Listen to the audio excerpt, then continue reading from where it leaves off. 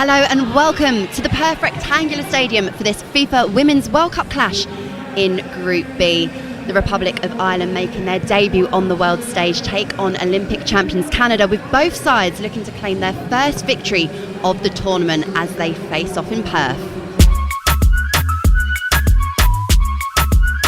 Sinclair, and it's saved by Ndoze!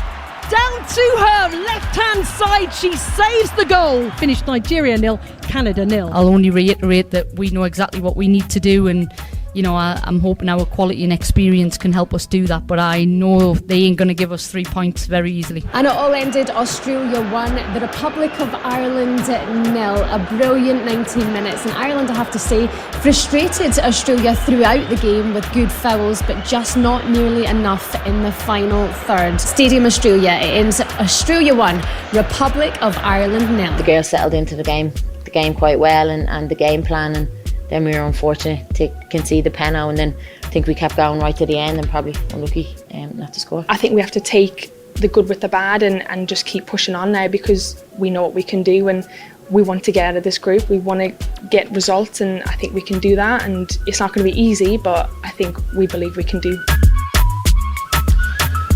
And after days of glorious sunshine, rain hit Perth on Tuesday afternoon and has lingered in the air for match day, but that will not dampen the spirits of the Irish fans who have descended upon Australia's west coast. There is a sea of green, white and orange, plenty of atmosphere as both sets of players undertake their warm-ups on a chilly evening. And we do have the team news. It is in, and for Ireland there is just the one change, a big sigh of relief, as influential defender Louise Quinn is fit enough to start. Quinn travelled from Brisbane to Perth on Sunday wearing a protective boot following a knock sustained against Australia. She is a big player at the back for Ireland, and it is great to see that she is fit enough to play.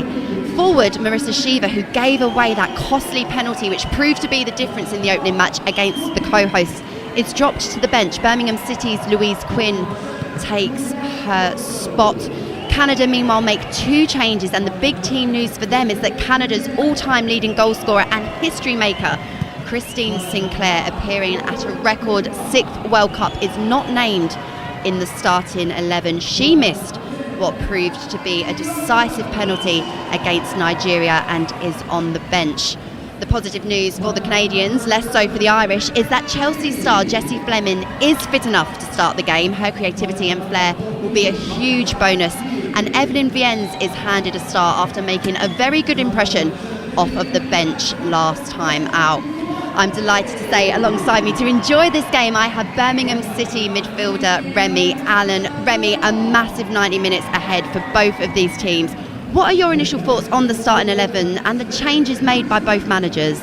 Yeah, so I think for Canada, I actually think it's a real positive, and I know people may be saying, wow, you're saying Sinclair's on the bench, but I think Jessie Fleming, with her creativity and her ability to play between the lines, will really suit the way Canada want to play, because they want to penetrate centrally, and I think that will give Ireland huge problems.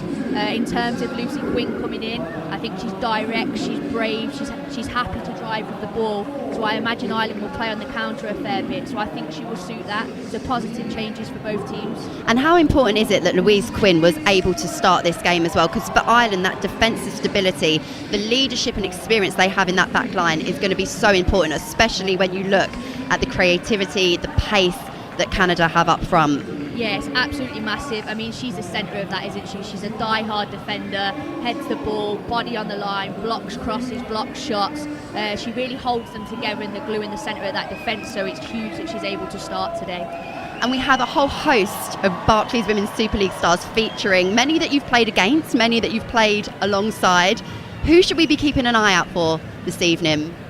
Obviously, I think, like I've highlighted, Jessie Fleming for me is the superstar of the Canadian team. I love her, I love the way she plays, horrible to play against.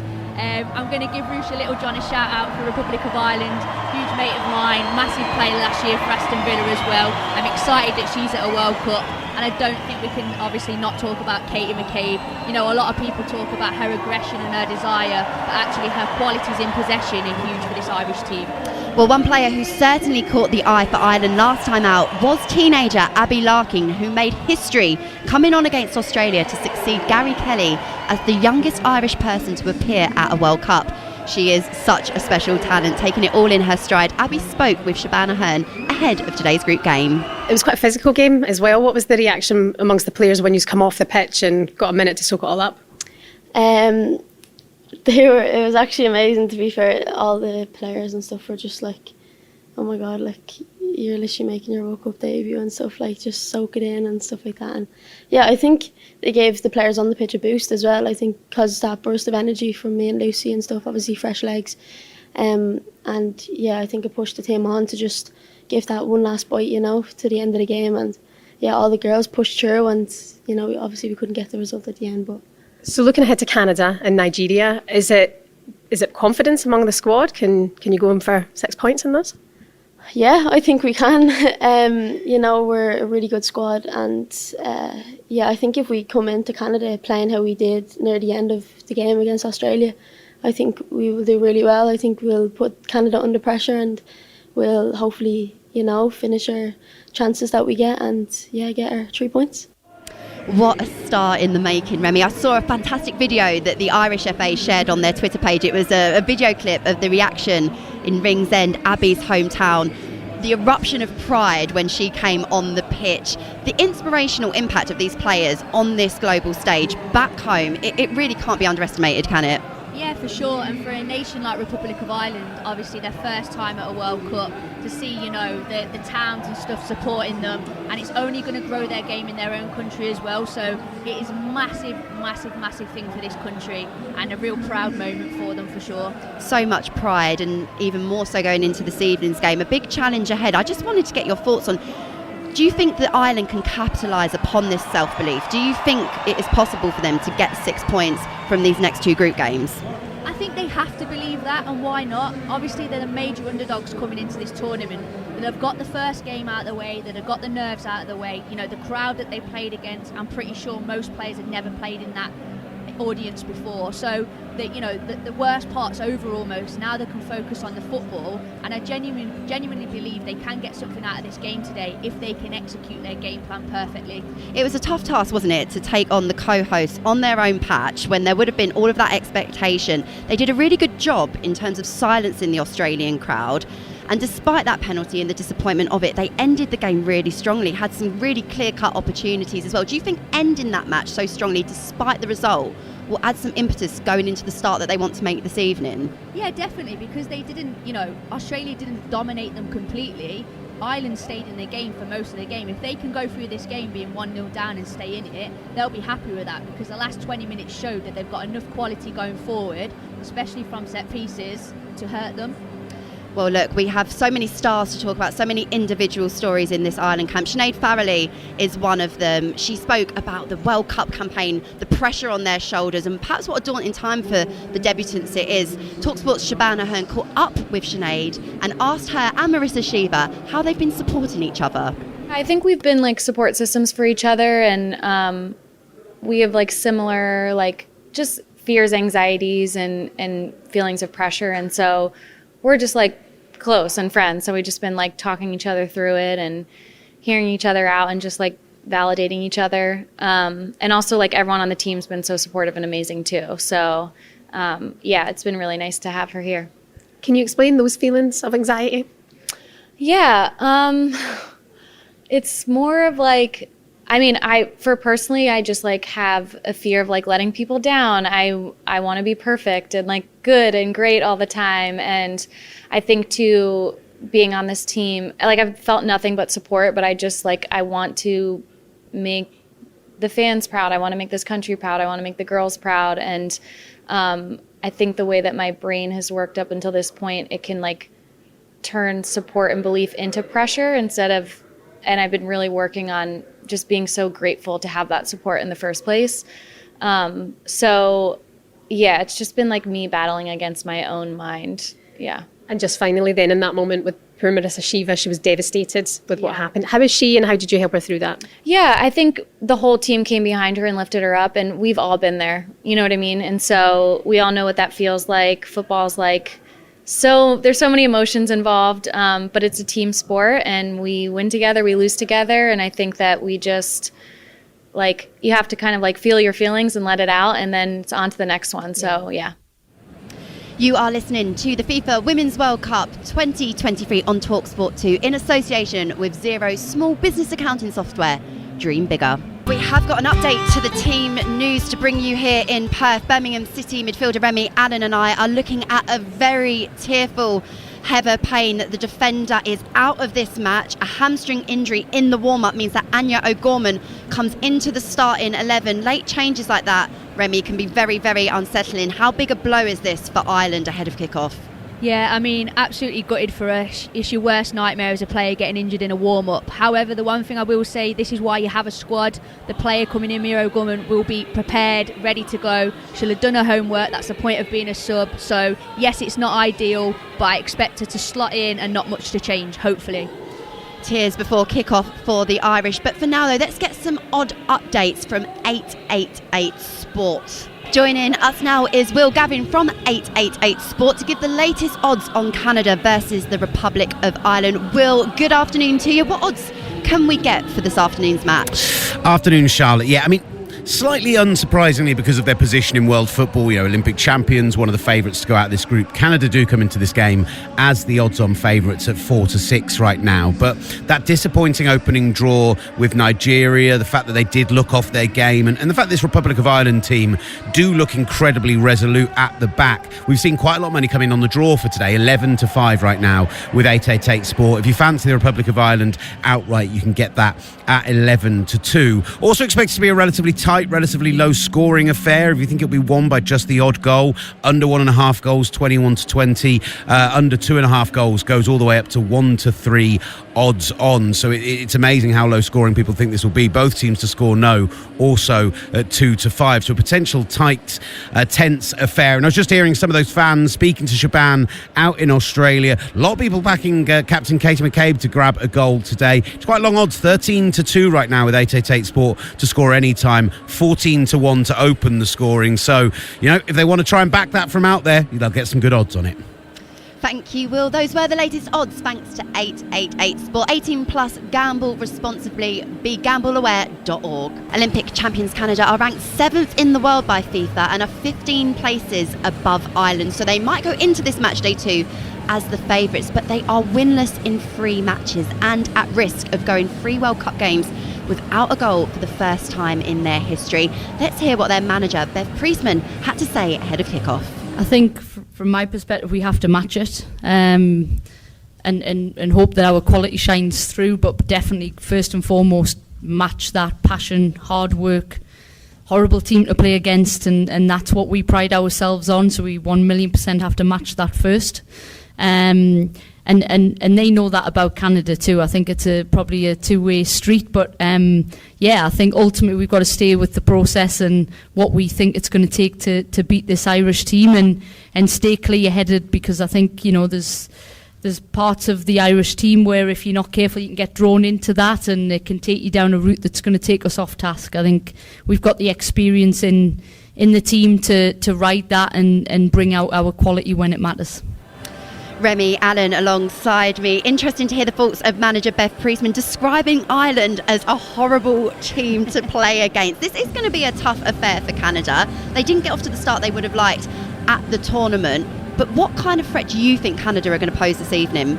I think they will, but I think they're going to find it difficult. I think the one thing that we need to see a little bit more from the Canadians is a little bit more creativity. I think with Jessie Fleming coming in, it hopefully gives them that. Because let's be honest, probably Ireland are going to sit with a back 5 and be really difficult to break down. And I think for Canada, they need to be able to bring more players into the box and higher up the pitch to cause a threat, because I don't think they did that as much in their last game. So it's going to be really interesting because Canada have to find ways to break down this Irish side, and that's not easy. You mentioned the point about Jessie Fleming coming into the starting 11, how much of a boost that is. I wanted to get your thoughts on Joyden Huitema, the centre forward leading the line for the Canadians. She's the first player to score for the country's under-17s, under-20s and senior side in a calendar year.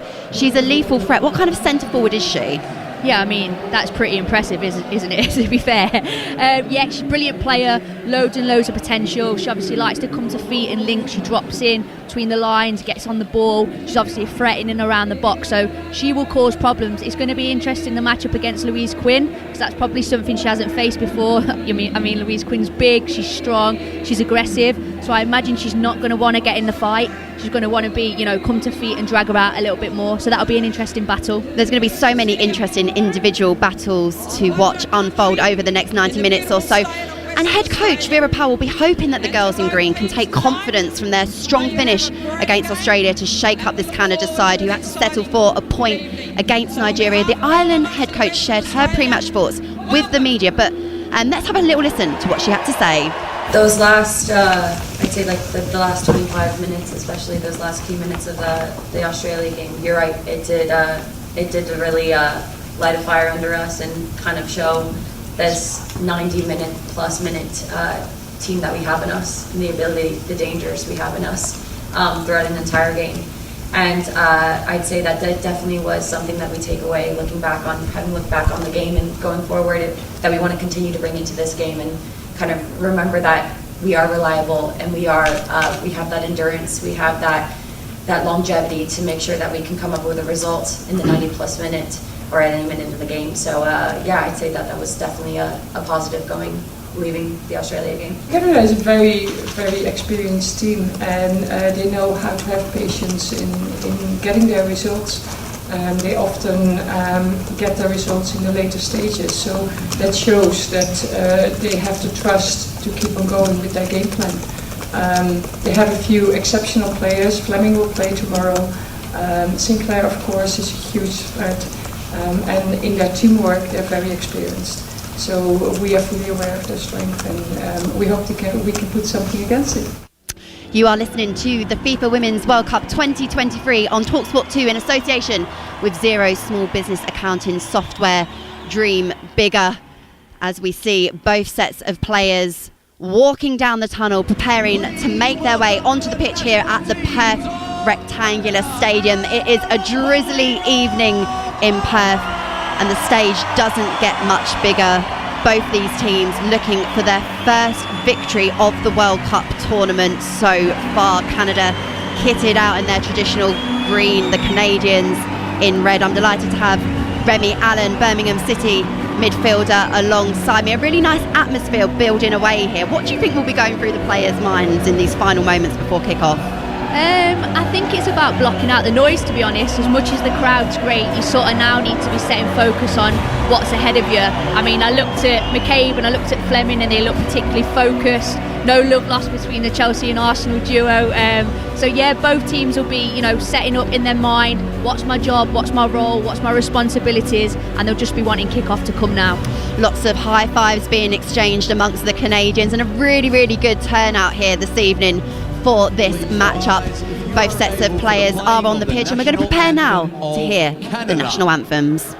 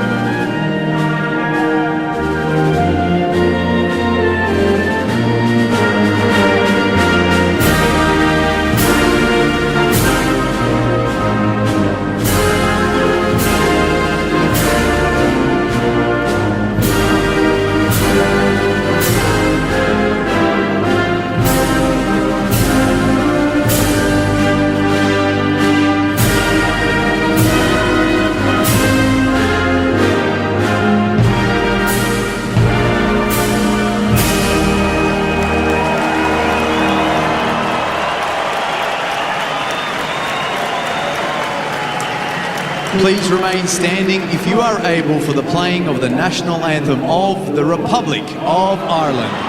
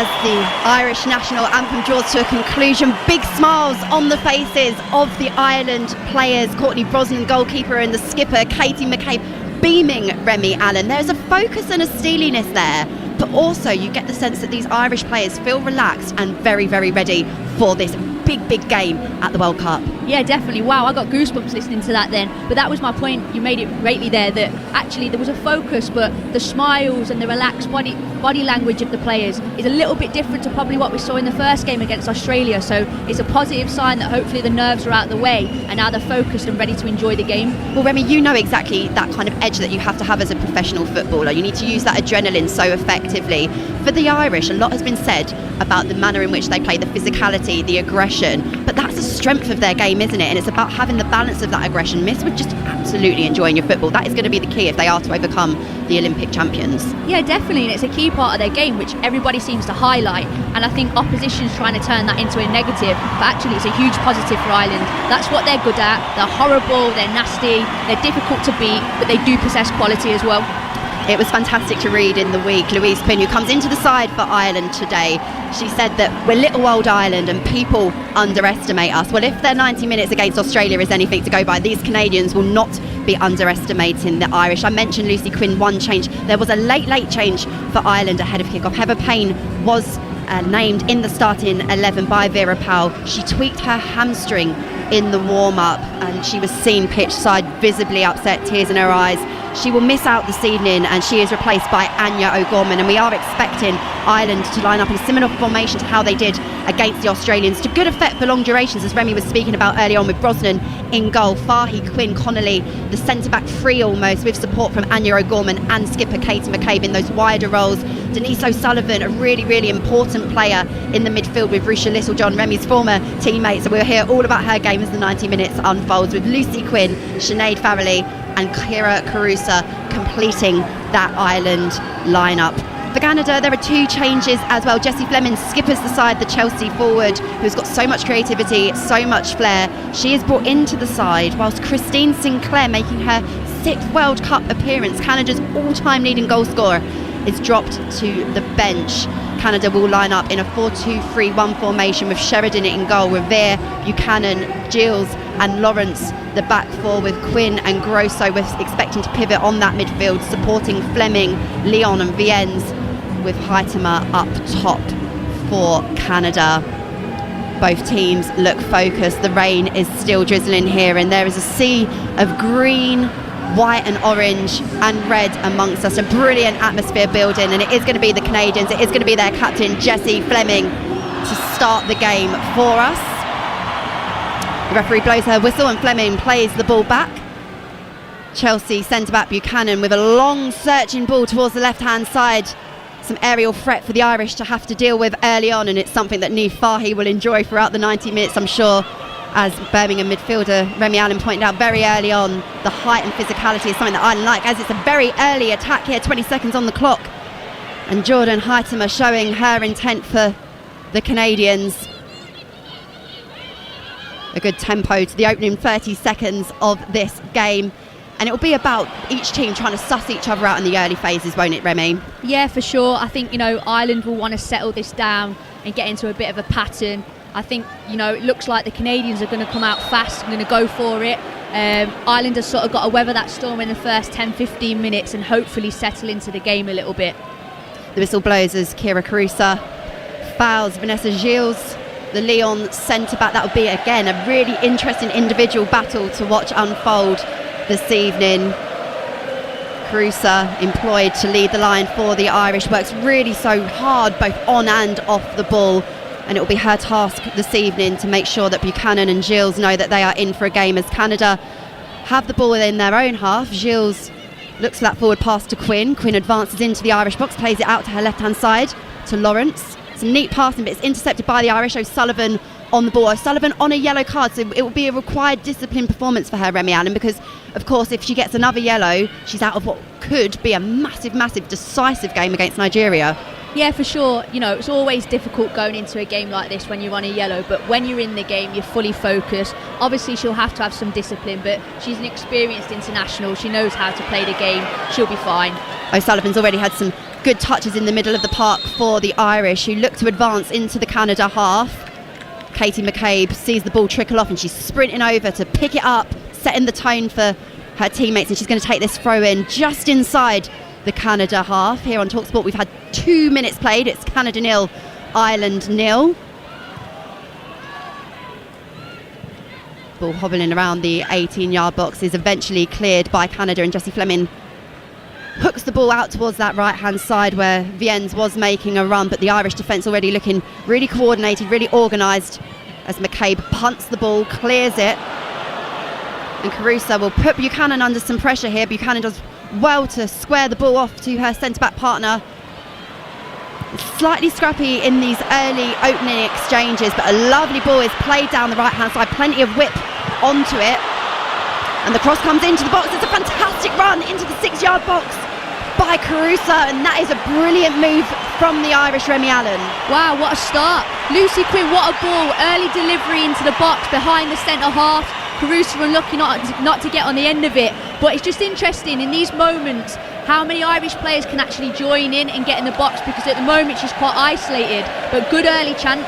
Well, it's not easy to get a cross in around Ashley Lawrence, who recently signed for Chelsea, one of the best fullbacks, and Quinn made it look relatively easy there, and it was a really, really good forward run from Caruso, and the Irish have the game's opening penalty over on that far right-hand side.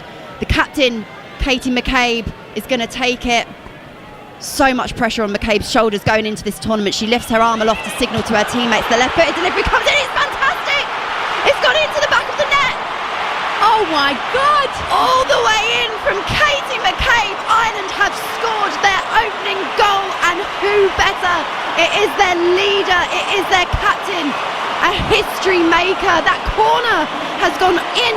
An in-swinging ball has defeated absolutely everybody. It shell-shocked the Canadians, and I think it took us a bit by surprise here, Remy Allen. Wow, what a moment, and what a moment for Katie McCabe. I said before the game, I think set pieces is going to be one of their main threats. I didn't expect to score directly from a corner.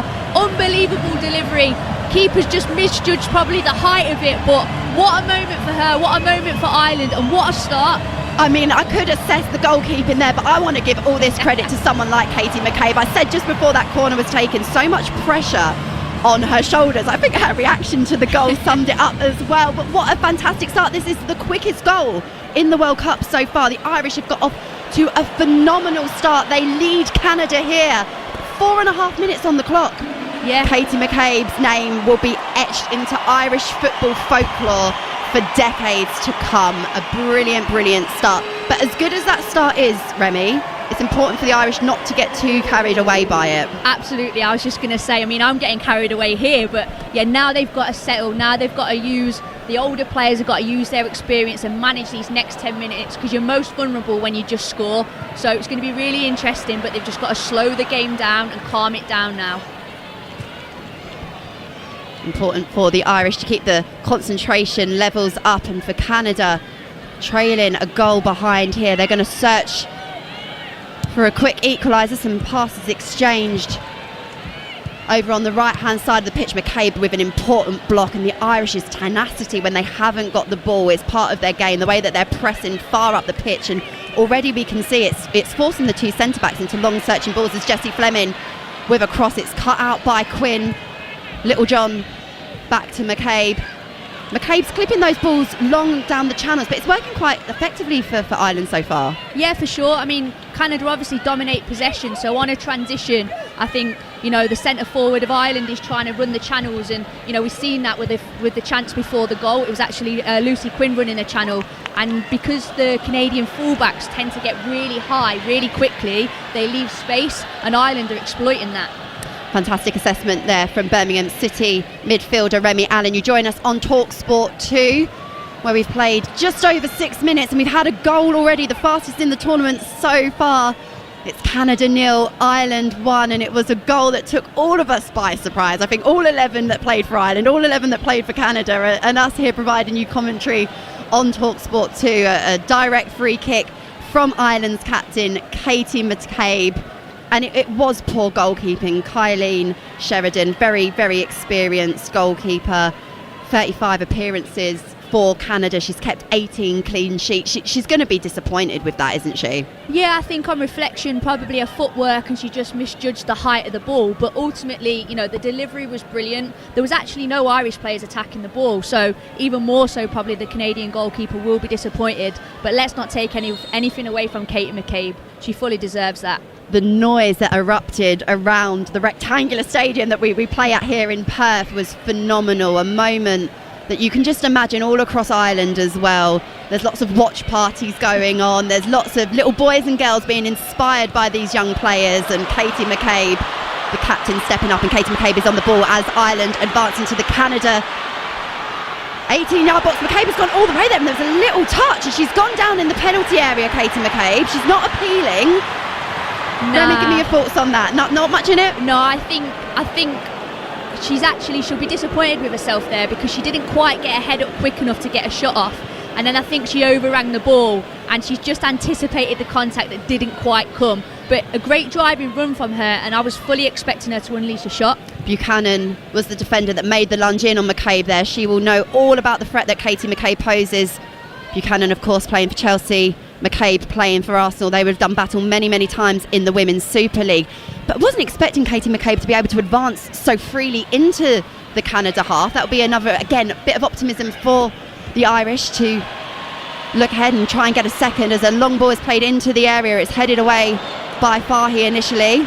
And the second phase of play mopped up, and Ireland win a free kick. And again, that is really robust, good defending as a unit. It's not just the three at the back, it's everyone, isn't it, making those spaces so tight for the Canadians to squeeze in and find a gap. Yeah, it's really difficult, and I think at this moment in time they've rattled the Canadians a little bit, because they seem to be forcing long balls, and that absolutely plays into Ireland's hands. I also think Ireland have been far more adventurous in the first 10 minutes or so than they were obviously in the opening game, which is probably to be expected. But I think it's probably surprised the Canadians a little bit. They don't seem to be coping well. McCabe on the ball again, looks to get a first time delivery into the penalty area. It's dealt with initially by Riviera, and then Buchanan again happened to be dragged across to do some defending and help her teammate out. Buchanan will be a really important player for Canada, you suspect, as this game unfolds. Her experience, she's a serial winner across all the sort of tiers in Europe. She's fantastic, and she's in a real battle so far this evening. And she tries to cut out the cross and does really well, but the seconds falls to O'Sullivan. O'Sullivan back to Fahy. Fahy with the ball into the box. It's headed down towards, and the follow-up shot is from Carusa. Great play from Ireland as the rain is beginning to get heavier here.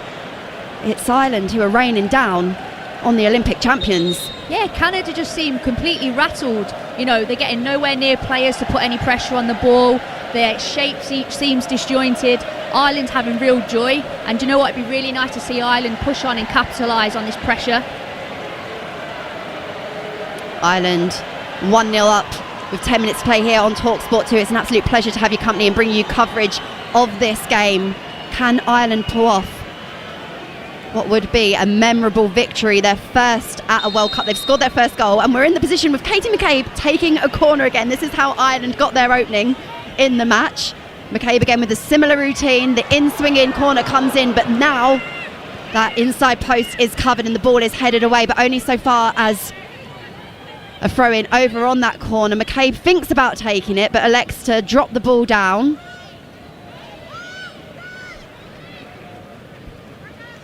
This is exactly where Ireland will want to keep the play up in the Canadians' half. They've started so brightly.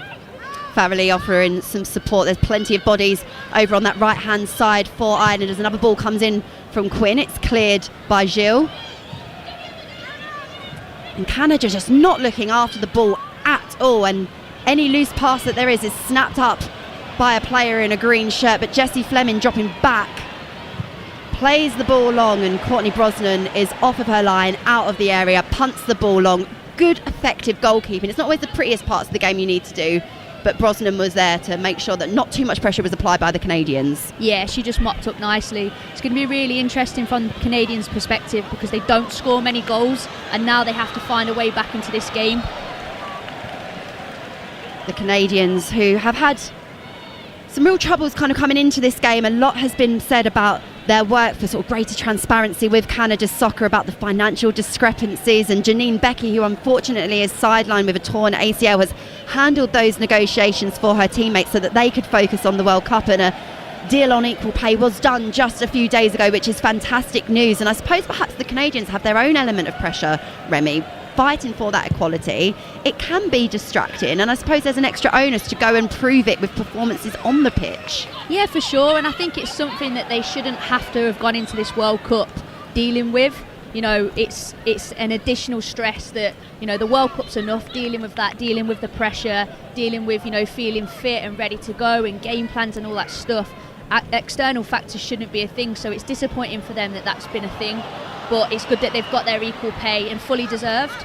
It is indeed, and it's something that the Irish had to fight for themselves in 2017, and look how much the game has progressed, making it to their first World Cup, being inspirational to grassroots players back home, but importantly looking to progress out of this group. It's such a competitive group. They have a 1-0 advantage here, 13 minutes on the clock. You join us on Talksport 2. I've got Birmingham City midfielder Remy Allen alongside me, and this is also a good scouting exercise for you because there's some new teammates that you're watching in action here, one of whom of course is Lucy Quinn, brought into the starting 11, and it was her fantastic work that led to that corner. Do you think that Ireland have been given the credit for the strength and depth that they do have within their squad to come and make an impact on these big occasions? To be honest with you, I think Ireland as a nation is one of them that's not really been spoken about. You know, I know deep in the camp they're not just here to take part, and they genuinely believe that. Whereas I think from outside perspectives, they're probably looked at as a weaker nation. But I think they're showing with their performances, even in the last game and especially the start of this game, that they can compete. They're beating the Olympic champions right now, albeit a long way to go, but they've started really, really well and performing at the best that they can. Absolutely. Ireland have done such a good job in terms of restricting the Canadians and, of course, being lethal and clinical when they had their opportunity to advance on the Canada goal. It is a goal by Katie McCabe, a direct corner. The difference between the two as Quinn has the ball for Canada, plays it out to the right-hand side. It's intercepted by Ireland, ball bouncing around that halfway line. Katie McCabe, that ball was not on there for her to win, but she's won it, and it's just gone off of the field of play for a throw-in for Canada. But balls like that just, you know, they shouldn't be won by Ireland, but they have that extra hunger and extra tenacity, and if they can sustain that level, Remy, that will hold them again in good stead when it comes to defending this advantage that they've worked so hard for. Yeah, for sure. They've got fight, they've got desire, they've got aggression, they've got it in abundance. It's about channeling that and using it in the right way, which they have so far. But for me, for the Canadians right now, it's a little bit stiff, it's a little bit rigid. There's not a lot of movement from the front three, and you know, it's coming into midfield and they're ending up having to force play and go long, and that plays into Ireland's hands. So they've got to change tactics just a little bit. Quinn has the ball and they find the feet of Grosso, who's assessing her options, plays it back to Quinn.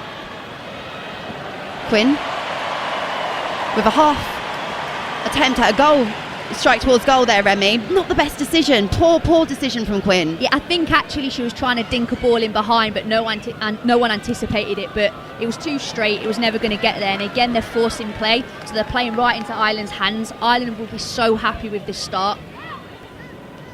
15 minutes played, Canada 0, Ireland 0, here on Talksport 2, bringing you all the action from what has been a fantastic tournament so far. The FIFA Women's World Cup has delivered on all accounts. You can't predict any result, and there will be many looking at this who would not have predicted Ireland to get off to the start that they have, as Buchanan plays the ball back to Sheridan, who was caught off of her line, and Katie McCabe's corner managed to defeat her.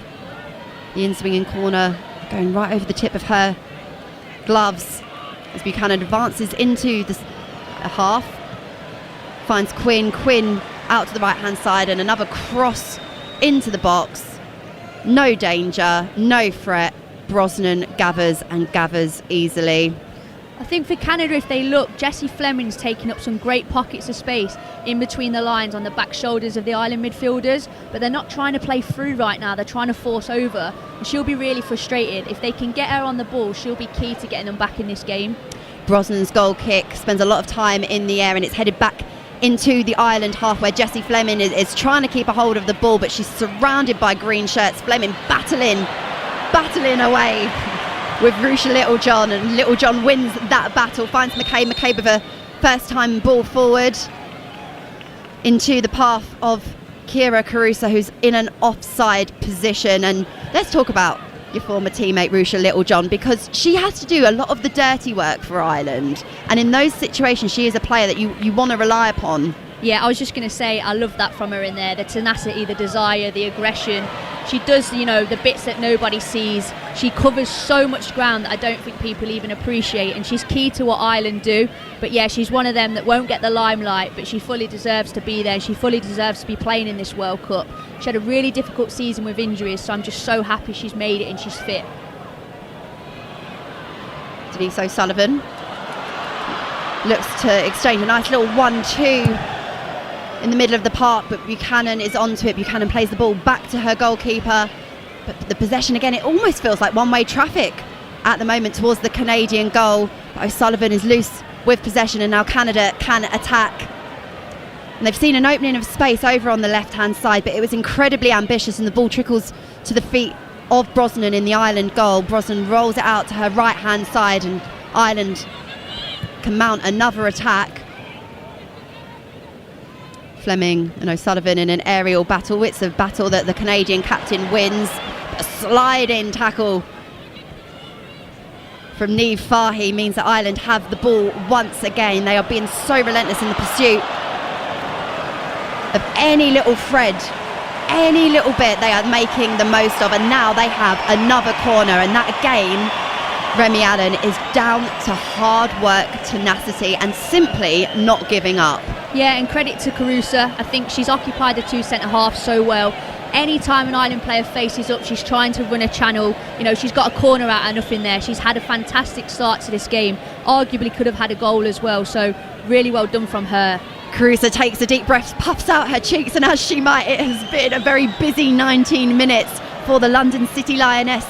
Centre forward plays her football in the Barclays Women's Championships. She's now on the biggest stage of all, and she is giving two of the best centre backs in European football a really, really tough time as Ireland take the corner. It's a different routine this time. Quinn to McCabe. McCabe's cross comes in. It's a long searching one. It's cleared initially by Canada, as is the second, and a long strike from distance from McCabe. It's wild and to the right hand side of Kayleen Sheridan's goal. Confidence is high in this Ireland team. Not only are they creating attack after attack, but it's all varieties of attack, Remi. Yeah, I like that. The corner, a different variation to work a different angle for Katie McCabe. Obviously, she gets the second ball, doesn't quite get the ball on target. But yeah, I mean, you score early in a game, you start to build confidence. If you then carry on and you keep momentum, you feel better and you feel better, and everything improves. You can see every single Ireland player is on the top of their game right now. They haven't really had to weather any form of storm from Canada. I expect that to come. I think Bev Priestman's speaking to her team now, and she'll be giving them some instructions and probably a little bit of a telling off. So I expect Canada to come back into this game and at least challenge Ireland a little bit more. We've reached the 20-minute mark here on Talksport 2, bringing you full commentary of Canada versus Ireland. The Irish are one goal up, and if you're perhaps new to women's football, you might be just getting into the game. Remi Allen, Birmingham City midfielder. We see this quite a lot in the women's game. When things aren't necessarily going the way a team would like, the goalkeeper requires a little bit of treatment. It's one of the rules of the women's game, isn't it? But what it does do is give both sets of players the chance to go over to their dugouts, and like you were saying, for Bev Priestman to get across some points to her team because they're trailing here. What do you think that key message will be from the Canadian side? What can they do to counteract this Ireland team who look organised, but they also look threatening in attack? Yeah, for sure. Canada needed a reset, and this will be it. I think my opinion is that they need to keep the ball better. I think they're forcing long balls when it's not on. I think they need a spell of possession to bring themselves into the game. Like I said, Jessie Fleming's in great pockets of space beyond the midfield line that they need to try and find. And I also feel like the front three need to have a little bit more fluidity with them. They're quite stiff at the moment, easy to mark. So they need to bring themselves into the game, but Canada just need a spell of possession now, bring themselves back into it. There's plenty of time to get back in this game. Yes, plenty of time to come. We've played just over 21 and a half minutes. Ireland have a slender 1-goal advantage, and the players For Canada, who've had the most amount of touches, are the centre-back pairing of Khadijah Buchanan and Vanessa Gilles, which exactly sums up Remy Allen's point. The front three have not been getting on the ball as much as they would like, and they'll be hoping that Jessie Fleming, their captain, can help do something about that. But even she has a backward pass. It's back with Buchanan in the Canada half. Buchanan out to her right-hand side. The ball hooked over, looking for Fleming, but the Irish back line, they've got plenty of height, and they are really, really good at reading the predictability of this Canadian attack. But Canada do have the ball on the right-hand side. It is a poor delivery into the stands by Adriana Leon, the Manchester United player who found her game time limited there. Almost made a move to AC Milan, actually, didn't quite come off for her, and that's just poor execution, poor quality, and it perhaps, Remy, sums up the start to this game for the Olympic champions. It does for sure. She's got better quality than that, and so she'll be disappointed. I think something to note now, if Canada do continue to go long, that second ball is going to be really important. There's been a couple of occasions now where Jessie Fleming's picked up the second ball, and that could hurt Ireland in the long run. So first and seconds is important. Canada with a chance to get a shot away after a very unfortunate slip, and it falls to the player they would want it to, number 9, Heitema. Very unfortunate there for the Irish defender. I think it was a combination of the slippy surface here, and Fahy tried to do her best to block Canada from getting that shot away, but again, Courtney Brosnan's positioning was decent, and that comes to nothing for the Canadians. Yeah, pretty simple save for her, but she'll be happy with that. She's not had many touches of the ball, which she'll also be happy about, but that first save's always important for confidence. It is a shot on target for the Canadians, who are looking to find an equaliser here. You are listening to Canada versus the Republic of Ireland in the FIFA Women's World Cup 2023 on Talksport 2 in association with Xero small business accounting software Dream Bigger. Jessie Fleming dropping deep into her own half, supporting Buchanan, her teammate at Chelsea, and she's having to play the ball back to her goalkeeper because the way that Ireland are hunting impacts here, putting Canada under so much pressure. The Canadian goalkeeper comes out of her area, plays it long,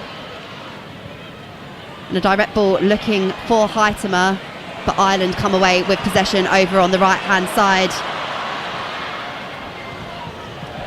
Farrelly is calling out for the ball, stretching out her arm, saying where she wants the pass.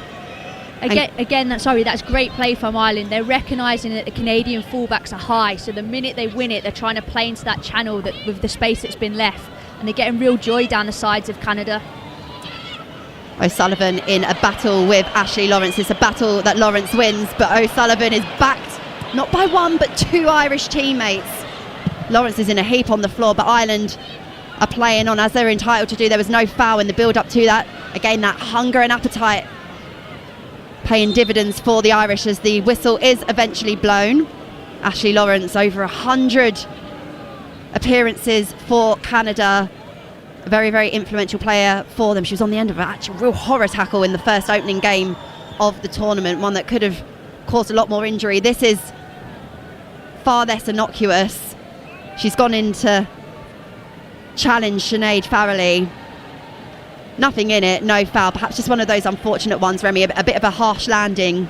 I think it was actually a follow through. I think she ended up going into the elbow of the Irish player, so wasn't intentional, wasn't meant, but really pleased to see her out there because that tackle in the last game was horrific. How she's not got a long-term injury from that, I don't know, so really pleased to see her out there, and hopefully she's okay from this as well. And how pleased are you to see her in the Women's Super League, because we want the division to attract some of the best players in the world, and Emma Hayes, one of the most shrewd tacticians, Chelsea, one of the best recruiters in the world. They've employed her. She's going to come and be a part of the Blues campaign to sustain another Women's Super League title. Yeah, I mean, I'm just wondering if Chelsea can get any more world-class players.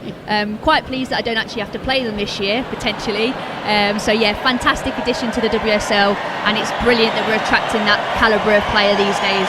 Well, as Remy picked up on, Ashley Lawrence, it wasn't necessarily the challenge or the landing that was awkward, it was the collision with her face there. So she's receiving some treatment. She does look to be in a great deal of discomfort, it must be said. But again, this pause in play provides an opportunity for the players to receive some more instruction. We can see Vera Powell in deep thought She brings her captain, Katie McCabe, over. And it is Katie McCabe's goal that is the difference between these two teams. Canada, the Olympic champions, ranked higher in the FIFA order, are trailing here. And it's so appropriate, isn't it, that if there was to be a player to score at a World Cup, the first female player to do so, kind of had to be Katie McCabe, didn't it? You couldn't write it, could you really? Yeah, unbelievable moment for her. You know, I'm sure her family were in tears when that went in. You know, I had goosebumps watching it here. Amazing, yeah, amazing for her, amazing for the nation, amazing for the country. And they honestly, the confidence that they're playing with, I don't think probably anyone would have expected them to come out like this in the first half an hour, but they really have. And you know, the Canadians look like they're struggling right now.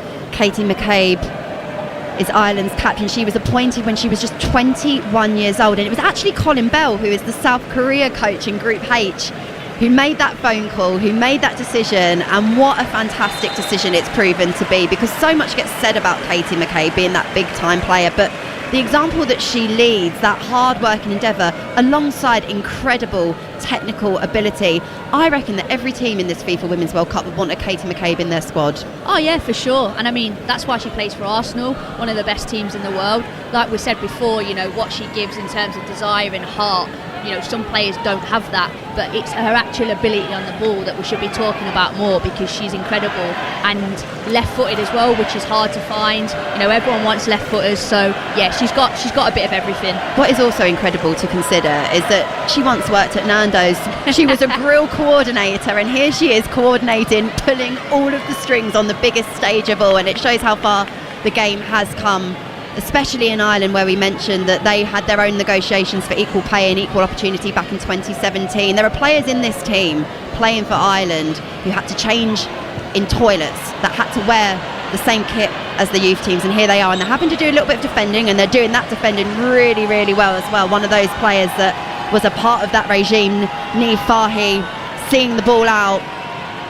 And now that they've been given that equal opportunity, Ireland are repaying the faith, and they have to defend a corner. They have to get organised. And it's the Canadian skipper who's going to take it. Jessie Fleming wearing the armband, bright orange boots. Can she create a bright spark for her team? She signals and the delivery comes in. It's headed away by McCabe. The seconds falls to Fleming, who decides to kind of put the ball back on the first attempt. She probably had more time than she thought to take an additional touch, but Lawrence plays it back to Fleming. Fleming looking for that 6-yard point. There's an important header by Buchanan, and the outstretched limb of her centre-back partner, Vanessa Gill, and that is probably the best opening that Canada have had in this game, and it's come on the half-hour mark. Remy Allen. Yeah, she should score. She definitely should score. I think, you know, Ireland defended the first two phases really well at that corner, but third phase they've come out and they were really disorganised. They weren't first to the first ball, and they were nowhere near the second, and she'll be hugely disappointed because that was a massive chance. Yeah, the emerald shirts all at sea there, like you say, in that third phase of play, and it's important for Ireland from a defensive point of view to keep that concentration up, and you can just feel that the Canadians are beginning to turn up the heat here in a soggy Perth, beginning to show that quality and to beginning to ask some more probing questions of the Irish defence, who, let's, you know, make the point as well, still haven't conceded a goal in open play here at this tournament, which is no mean feat at all. It was a penalty in the end that proved to be the difference against Australia, and we're looking at the figure of Bev Priestman looking a little bit perturbed there, but she'll be taking a little bit from this phase of play for Canada, and for Ireland it will just be about keeping the ball, making smart decisions, and seeing if they can continue to frustrate Canada, whose captain Jessie Fleming plays it back to Gilles. Gilles out to the left hand side. A crunching tackle comes in. And talk to me, Remy, about the importance of doing your own individual duties, but we can see lots of different triangle and lots of different units across this pitch working so effectively, particularly for Ireland down that right-hand side, where you have got the quality of Ashley Lawrence and Jade Riviere. Those fullbacks are just not being able to get any involvement from an attacking point of view. No, they're not, because, you know, when Ireland playing a back five, it makes it really difficult to break them down. And obviously with the Canadian fullbacks starting to play higher, when they lose it, like we said, you can see it's a key game plan for Ireland. They're looking to exploit them channels, and Lucy Quinn, especially down that right-hand side, has done really well, find some really clever passes. Little John again, absolutely bossing it on the halfway line. Ireland have the ball. It's a crunching tackle from Fleming. This game is getting more and more physical, and it's fantastic to watch unfold. Thank you for joining us here on Talksport 2. If you're just joining in, 32 minutes on the clock, Canada 0, Ireland 1. Ireland making their debut on the biggest stage of all, and it was their captain, Katie McCabe, who scored after just 4 minutes, the earliest goal of the competition so far. It caught everyone by surprise, not just Remy Allen and I. Her in-swinging corner directly hitting the back of the net. But in the last 5 minutes or so, the Canadians have begun to move the ball about with more purpose, with more vigour, and Quinn plays the ball out to their right-hand side. And I tell you what, I've loved the last 5 minutes. It's been like a good old-fashioned game. There's tackles flying in everywhere. Canadians matching the desire of Ireland right now as well, which is definitely what they didn't have in the first 20 minutes or so. It's very much like a game on right now. Well, after that team talk they had with Bev Priestman, their goalkeeper going down, requiring some treatment, exactly like you say, Remy, there seems to be a little bit more focus, a little bit more sharpness now for Canada, who have the ball in their own half. Gilles plays it out to the left-hand side. It's a loose pass, and it's going to be intercepted by Ireland. But the ball forward gives a lot for Lucy Quinn to do, and that's going to be gathered by Lawrence. Back to Gilles. I do imagine that Priestman probably gave him a little bit of a telling off or a firm word, because there was disappointing in that first 20 minutes or so, but the ball speed, the movement now is definitely improved. Ireland are obviously trying to slow the momentum down a little bit, but Canadians definitely coming back into the game. O'Sullivan reads the play well there, intercepts, does the really, really hard bit, but just can't find the accuracy of the pass to Carusa. And Canada really beginning to dominate the possession now as Buchanan charters from her own half towards the halfway line, plays it out to the right-hand side. Fleming joins in, and Little John is there once again. Ireland hook the ball long, it bounces over Buchanan, but Gill is covering, and Gill plays it back to Sheridan. I really feel like the Canadians are missing a trick. They're trying to play round Ireland a lot, when actually it's on to play through them and find them little half spaces and them pockets. But, you know, they're building into the game. They'll be more confident than they were before. It's coming, I think. Those are the thoughts of Birmingham City midfielder Remy Allen. She can feel a goal coming. I don't think we felt the opening goal coming, did we? None of us expected that. A fantastic moment. A fantastic moment. But the Canadians now really, really beginning to get comfortable in the Ireland half, which is exactly where they have the ball now. Gilles, the centre-back, with a lovely threaded ball into the path of Heitemer. Heitemer cuts it back, looking for Fleming. Little John is there, and that is a very, very important clearance from your former teammate, who read that danger so incredibly well. But the danger has not come to an end. It's wave after wave at the moment. Quinn takes their time before cutting the ball out to that right hand side. It's headed initially away, and now O'Sullivan might have a little break here, but Quinn is there. Quinn is gaining more influence in this game, and that will be important for Canada. But now it's Ireland on the counter-attack. Again, it's just showing how quickly this match can sort of turn on its head. One little lapse of concentration, one misplaced pass, and then the danger is absolutely opening up. And now Kadisha Buchanan is the first player to enter the referee's book. Kadisha Buchanan, Canada's centre-back, caught cold there, and that is not what Canada want, to have one of their most influential players. And guess who's the one causing all the trouble? She's been causing Canada lots of problems so far, Kira Carusa. Yeah, Carusa's done brilliant there. She doesn't give Buchanan a second to rest, and Buchanan, fully deserved the yellow card. And set plays is a great opportunity for Ireland to get a second goal. Absolutely, it was a dead ball scenario that gave Ireland their opening goal, and now they have a free kick, which is going to be taken by Megan Connolly.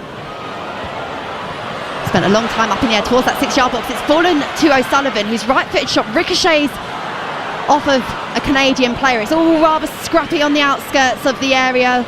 Little John going in there, and eventually the ball is picked up by Farrelly. Farrelly, good composure there. Now O'Sullivan breaks. O'Sullivan's got room. O'Sullivan launches the shot. High, wide and slightly less than she would have expected in that scenario. O'Sullivan, a world-class player, and that was a good chance for a player of her ability. Yeah, it was, but it was a great little bit of play by Farrelly, a little play round the corner. And yeah, Denise O'Sullivan, she'll be disappointed not to hit the target, like you said, with a player of her quality, but good that she's picking up the ball in that little pocket of space. She possibly could have drove with the ball a little bit more as well, but positive for Ireland. 37 minutes played. Ireland still have a 1-goal advantage, and we've just seen a stat that in the last 10 minutes Canada have had 70% possession, which is how we've sort of seen it, isn't it, Remy? Canada growing into this game, searching for an equaliser before the break, and they're going to have an opportunity to do so now from a free kick. Jade Revere fouled, and it's now a chance for Canada to get some bodies up, maybe bring in a routine from the training ground, and when you are losing and when a tournament isn't going the way that you want it to, these can be really significant moments in matches, can't they, Remy? Oh, of course, set plays are massive. That's why we spend so much time on the training ground doing them, especially when you're struggling in open play. So this will be a real good chance for the Canadians. And two of their most technically gifted players standing over the ball, Grosso and their skipper Fleming. It's Fleming who delivers. It's a really good ball into the danger zone, headed away by McCabe. The seconds falls to Ashley Lawrence, and it would have had to have taken something spectacular from that range to have secured the equaliser. Do you think there's just an element now, Remy, of the Canadians just having a little bit more calm and composure, the decision making, when you have got that opportunity, when you've got so many teammates in and around that 18-yard area alongside you, 30 yards out from goal? It's not the best decision to take a shot from there, no matter how good you are, surely. I mean, I'll be honest, probably the last thing you want is your centre half taking a shot from 30 yards out. So, yeah, disappointing from her. But I think from Ireland's perspective, although the Canadians have had pretty much 70% of the possession, they haven't really done a lot with it. So Ireland will be happy to concede possession as long as it's not in their final third. So pleasing for Ireland. Canadians, yes, they're building back into the game, but they're really lacking that little bit of quality and creativity. Ireland have the ball on the halfway line. Katie McCabe plays it back as a hooked ball is headed by Quinn to Fleming. And Fleming tries to find Revere, and it's just not really coming off. Again, we're seeing the swing and the shift in momentum in this game. It's been a really absorbing 39 minutes here on Talksport 2, bringing you coverage from the FIFA Women's World Cup. Ireland have played so well, as Birmingham City midfielder Remy Allen identified. They've had to soak up a little bit of pressure, but they would have been very well aware of that fact. And as the rain continues to come down quite heavily here at the Perth Rectangular Stadium, the atmosphere is electrifying. So much support for both these teams, it must be said, but a really good Irish contingent watching their team potentially make history. I tell you what, I'm loving the battle between Caruso and Buchanan. The whistle had gone and they were still at it in that moment. Buchanan knows she's in a game for sure. She absolutely does, as Canada look to chalk up another attack, and Vanessa Gilles has entered into the Irish half and then looked again for a sort of lofted, Remy, you'll be able to describe it better than me even, a kind of lofted ball forwards. And what is the strategy now, do you think, from a Canadian point of view? Because they were doing really well playing through the thirds, and when they're playing long and direct, it's not coming off for them. Yeah, I think it's a case of being patient. You know, maybe there's a couple of players that are panicked right now. I think they've got the most joy when they've moved the ball quick, they've switched play multiple of times, and then spaces open up between the lines, rather than trying to force long, straight passes. Fleming has the ball for Canada, and there was a fantastic run being made over on the right-hand side by Leon, but in Leon's way was free green shirts, which has been the story of this half so far. And now the ball is played long by McCabe. Cruz is in on goal, gets the shot, and it's smothered, parried, and there is no Irish player in and around to pick up the seconds, because I suspect if there had been, Ireland would have been 2-0 up, Remy Allen. Yeah, but what a ball by Katie McCabe. Like I said before, you can see a clear game plan. Get your head up, hit that channel ball where the fullback isn't, and Caruso is honestly giving Buchanan nightmares right now. She's unfortunate, it took her a little bit wide where she wouldn't have wanted. Like you said, the only disappointing thing is it's hard for Ireland to get bodies forward, to get on that second ball, but again, really positive, and it'll only give them confidence. We're into the later stages here of this first half, and Quinn had the ball on the halfway line, and again a sort of lofted ball forward that had no real impact. It had no real measure to it, Remy, and I bet Bev Priestman's thinking, I want to get these players in for half time because they are going to need a serious talking to. You've just literally read my mind. I was thinking, I think the Canadians need to get in, they need to reset, Bev Priestman needs to talk to them and need to sort out this game plan. I don't understand, they're an experienced side, so for me the fact that they're rushing and forcing so much is out of character for them. Whether or not it's because they lack a little bit of creativity, I don't know. I would expect potentially you might see Sinclair at some point if the game goes on the way it is. And the conditions are worsening. The rain is getting heavier, it's slippy out there, but these are some of the best players in the world. They're used to handling these conditions, so it's certainly not going to be an excuse from the Canadian point of view as Ashley Lawrence cuts inside and Carusa's there to apply a bit more pressure, but Quinn supports their teammate, and now Buchanan advances into the Ireland half. Carusa's travelled so much ground, puts Buchanan under a little bit of pressure, and now Carusa getting a touch, but Fleming's there, and Fleming plays the ball back to her goalkeeper. The Canadian keeper, dressed in bright yellow, plays the ball long. It's headed clear. Ireland's defence won't mind that. Their aerial threat and their experience. Niamh Fahey, Louise Quinn, Megan Connolly, absolute troopers. I was reading in the build-up to this week that Megan Connolly played 90 minutes with a fractured ribs and a lacerated kidney in their critical win against Finland. Like, you don't take the Irish lightly, we all know that, but that warrior mentality and getting to the break, Remy, how important would it be for Ireland to shut out this Canada side who have been more probing as the game's gone on? Yeah, honestly, if they can get into this half 1-0 up, they'll be absolutely buzzing. If they concede, it just changes the way the game goes, the flow. So, they'll be doing everything to stay within the game and keep this score at 1-0. And so far, they're looking reasonably comfortable. Ireland win a free kick, and I don't think there was any intent or malice, but Ashley Lawrence, who's had a less than ideal opening half, just catches Lucy Quinn with her elbow.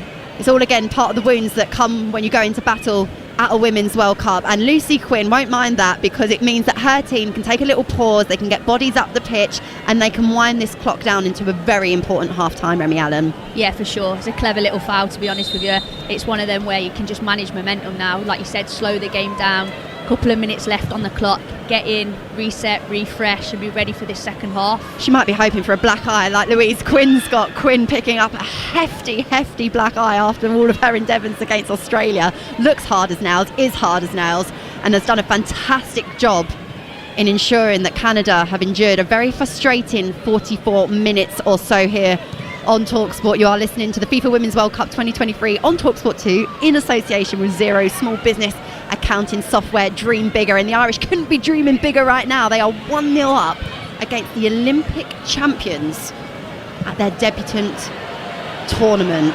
And Littlejohn has the ball, she has some options around her, and she finds Quinn on the right hand side. That's a brilliant turn, it's a brilliant pass. Quinn has some space to run into, also surrounded by lots of Canadian players. Looks to go towards that byline, and she forces the challenge, and she wins her team a throw-in, which is exactly the position in the pitch they would want to be now, Remy Allen. Yeah, great counter-attack. I think Lucy Quinn will be disappointed actually, because I think it was on to play Carusa early and she didn't. She just sort of ran out of options. But yeah, throwing in the Canadian corner now in the for Ireland, in the Canadian half is exactly where you want to be. But 5 minutes of stoppage time, there's still a while to go.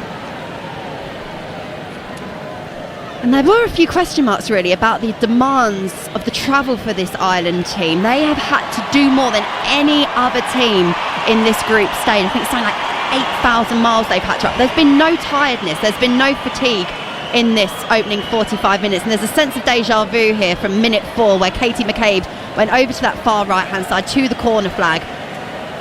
And she scored what will prove to be a historic goal for Ireland. She has the opportunity now to take another corner. The rain lashing down hard, and the referee has seen something that she's not too happy with in the penalty area. I think Littlejohn's having a word said there. Will that surprise you, Remy Allen? I was going to say that's not like her.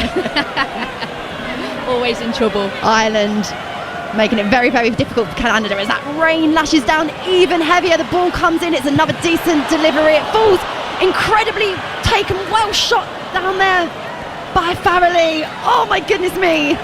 There was some brave defending from Canada there. Sinead Farrelly saw an opening and all the technique was fantastic, and I think it is Buchanan who took the ball full pelt to the stomach, winded, and quite rightly will receive treatment. Farrelly couldn't have asked to hit that sweeter. I was looking there thinking, where's the ball going to ricochet? Is it going to go into the back of the net? Last gasp defending. Yeah, what a block that is. Fair play to Buchanan for taking one in the chest there. You know, Ireland looks so dangerous from set plays. The first and second balls, they're almost first to every single time. And I think they'll be disappointed actually, because they've had a couple of half chances from set plays now to potentially get a second goal. But they'll be buzzing. You know, 3 minutes to go and they're playing the game in the Canadian half. It's exactly what they want.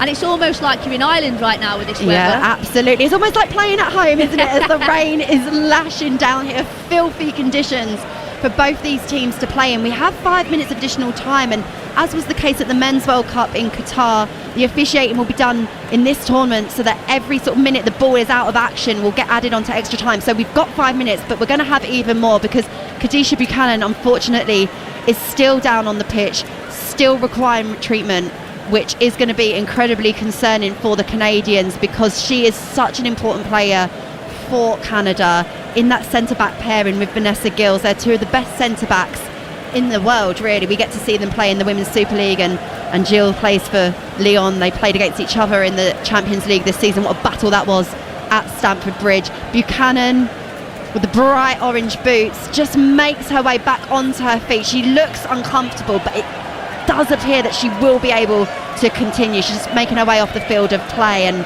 Canada will want to try and get her back on because they have some more defending to do before this half-time whistle blows. Buchanan just kind of lifts her shirt up, mops her face, but that will make no good in this weather, and Ireland do have a corner now, and they have the player advantage as well as the ball is whipped in, headed away. The referee has seen a foul in the build-up to that.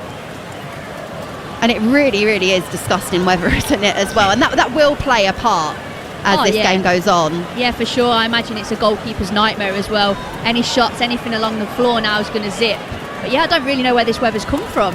We all thought, didn't we, that it would be a lovely sunny tournament, but of course it is the winter in Australia, and it had been glorious sunshine all week, but the weather has deteriorated and it is making it very, very slippy out there, but it is also perhaps affording Ireland something to exploit in the second half, as Remy Allen says there. It's not going to be nice for the goalkeepers. It does mean that perhaps there is an extra mistake to have to consider, any sort of slip or any lapse in concentration, and Ireland have just been so relentless in their pursuit out of possession. They've been so industrious, and they have a little bit of defending to do now. As the ball's over on that left-hand side, it comes in, it's whipped in, it goes all the way and into the back of the net, as we were just saying moments ago.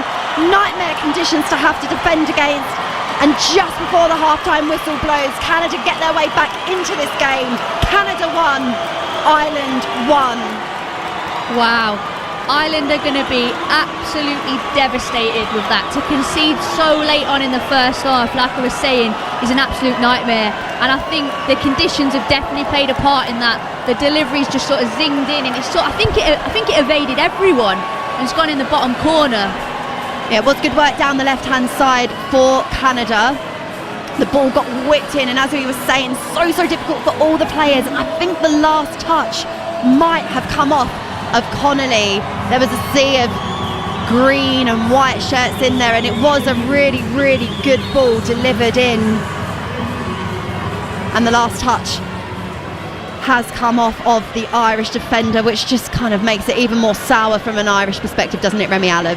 Yeah, and unfortunately for Connolly, she kind of got her body position all wrong, so she sort of couldn't swing at it and face forward. She was sort of on that half turn, so when she's tried to swing, it's caught the back end of her foot. So really disappointing, and to be honest with you, Ireland don't deserve that, but you have to see out games, you have to manage moments, and they didn't do that.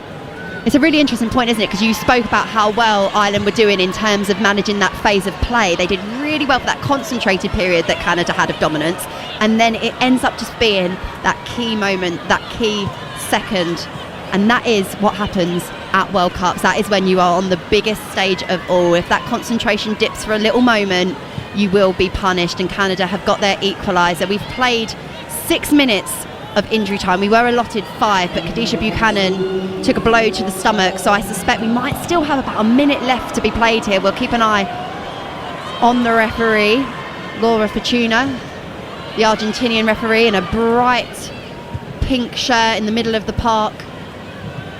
Canada might look to inflict a bit more damage here as Kadisha Buchanan punts the ball forward and long. Quinn's there and heads it back towards the centre of the pitch where Farrelly intercepts, and now Katie McCabe drives forward for Ireland.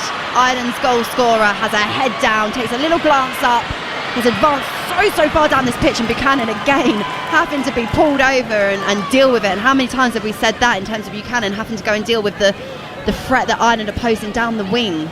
Yeah, Kate McCabe's done so well there to take up space. Possibly could have got her head up a little bit quicker to deliver, but yeah, done really well to keep the ball in that corner as well.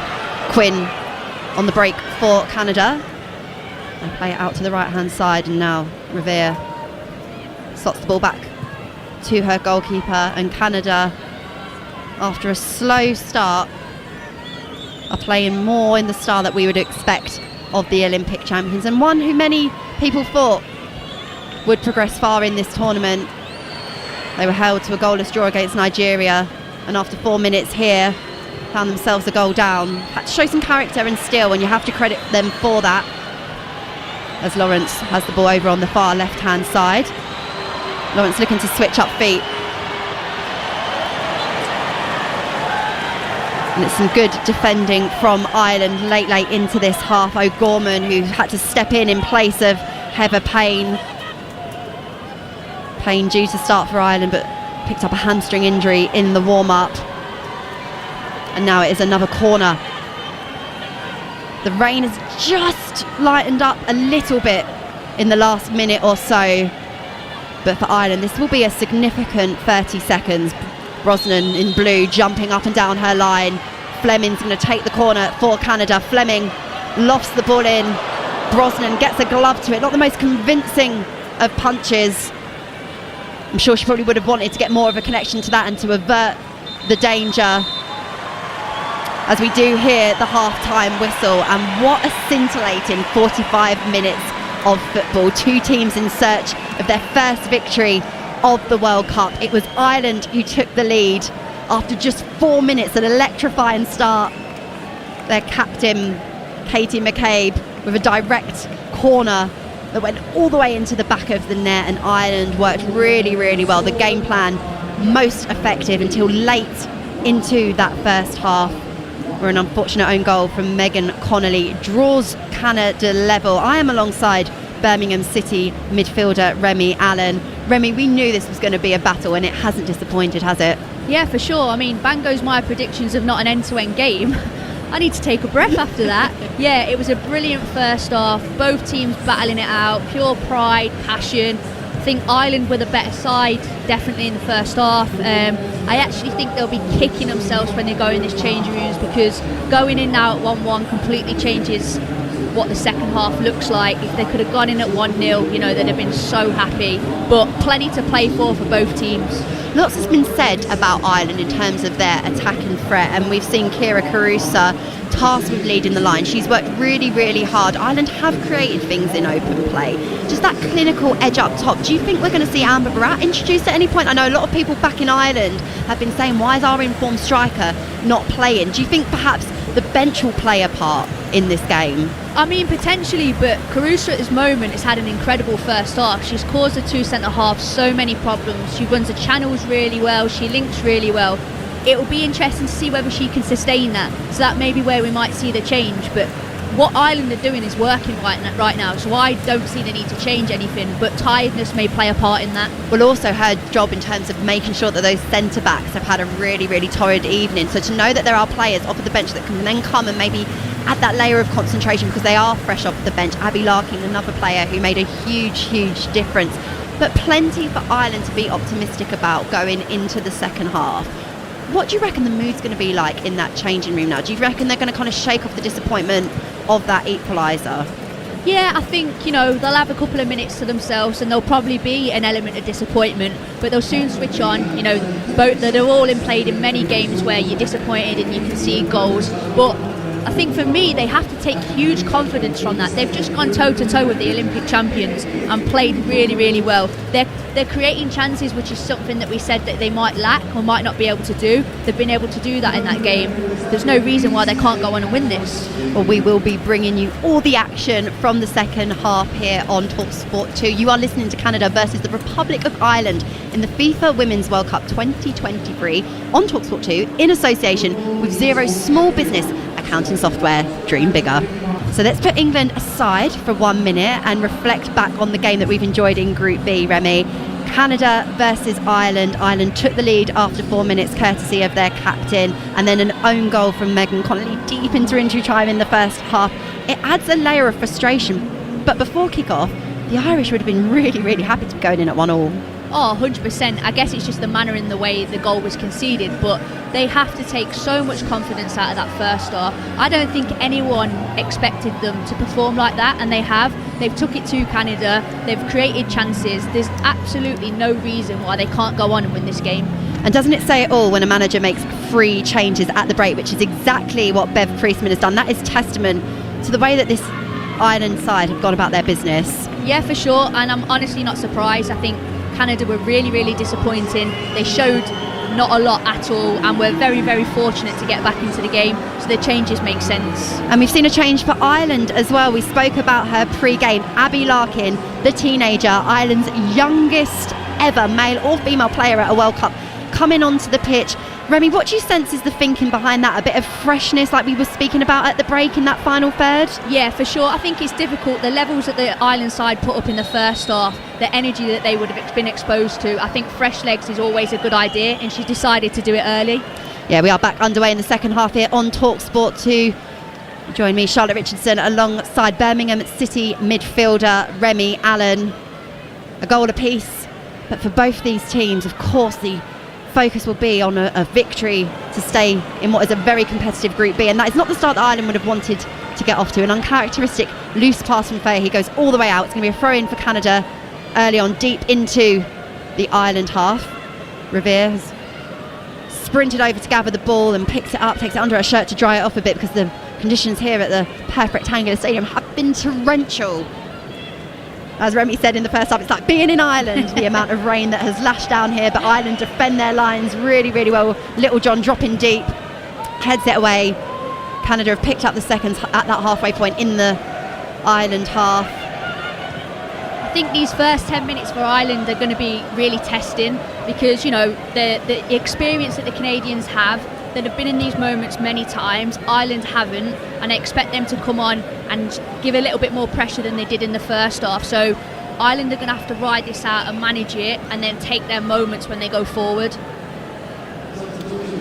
Courtney Brosnan, the Ireland goalkeeper, kitted out in bright blue, takes the goal kick for Ireland. It goes into the Canada half. It bounces fortuitously for the Olympic champions, and now Lawrence on the left hand plays it back to Zelensky, who's come on, the Spurs captain for Kadisha Buchanan. The Chelsea defender took a heavy blow in the first half. I wonder whether it's for the blow, or I wonder whether it's because of how well the centre forward for Ireland has done and caused many problems. Maybe Sadorski offers something different. It obviously could be because of the injury. It would surprise me if it wasn't, but interesting substitution. Absolutely so. The Spurs captain has had a difficult campaign. She caught COVID twice in the space of 6 months and took a bit of a break towards the end of the season, but a real leader for Spurs, stepping up for Canada now, who have, like we said, made 3 changes. I reckon it was a bit of a rocket that got delivered at half-time from their manager, Bev Priestman, Remy. Yeah, I wouldn't be surprised, and I think, honestly, really deserved. They've been really poor, and, you know, they don't want to go out of this World Cup, and you don't want to go out of a World Cup playing poorly either. You know, it's difficult to take enough, but you want to give a good showing of yourself, and they just haven't done that so far. We've also seen Sinclair come on in place of Viennes, Canada's all-time leading goal scorer, enlisted to help them try and find a way of overcoming this stubborn Ireland team. Julia Grosso also comes off in place of Sophie Schmidt, which again is a really interesting one, isn't it? Because in the middle of the park we did see particularly Rusha Littlejohn dominating physically, and Rosa grew into the game, but perhaps not enough for Bev Priestman's liking. Yeah, I think she was really quiet. I do think the midfield duo of Littlejohn and Sullivan dominated that midfield area, so credit to them that they've had to make them substitutions. Littlejohn on the ball, sprays it out to the left-hand side where Katie McCabe awaits Ireland have the ball on the halfway line. You join us on Talksport. 48 minutes played, Canada 1, Ireland 1. McCabe holds up play well.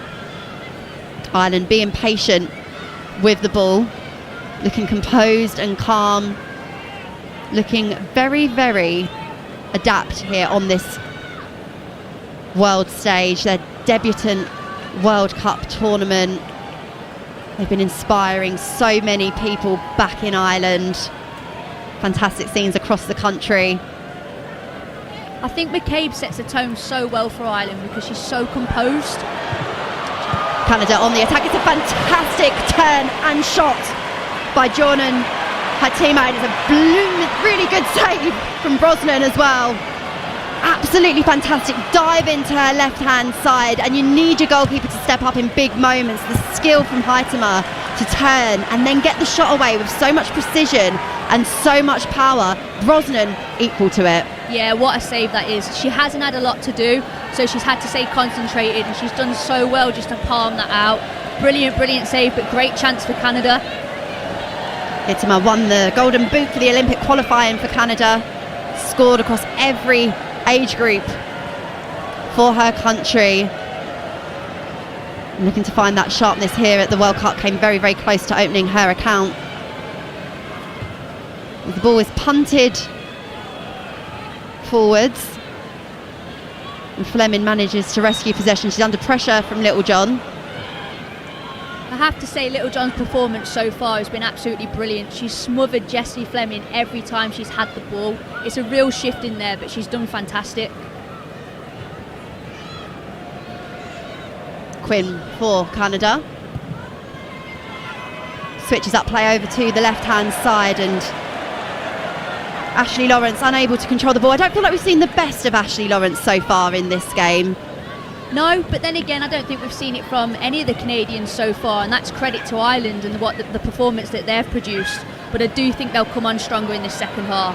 Littlejohn shields the ball expertly, plays it out to her right-hand side. A nice first touch initially by Larkin. Lawrence equal to it, but Larkin hustles away, cuts the ball back.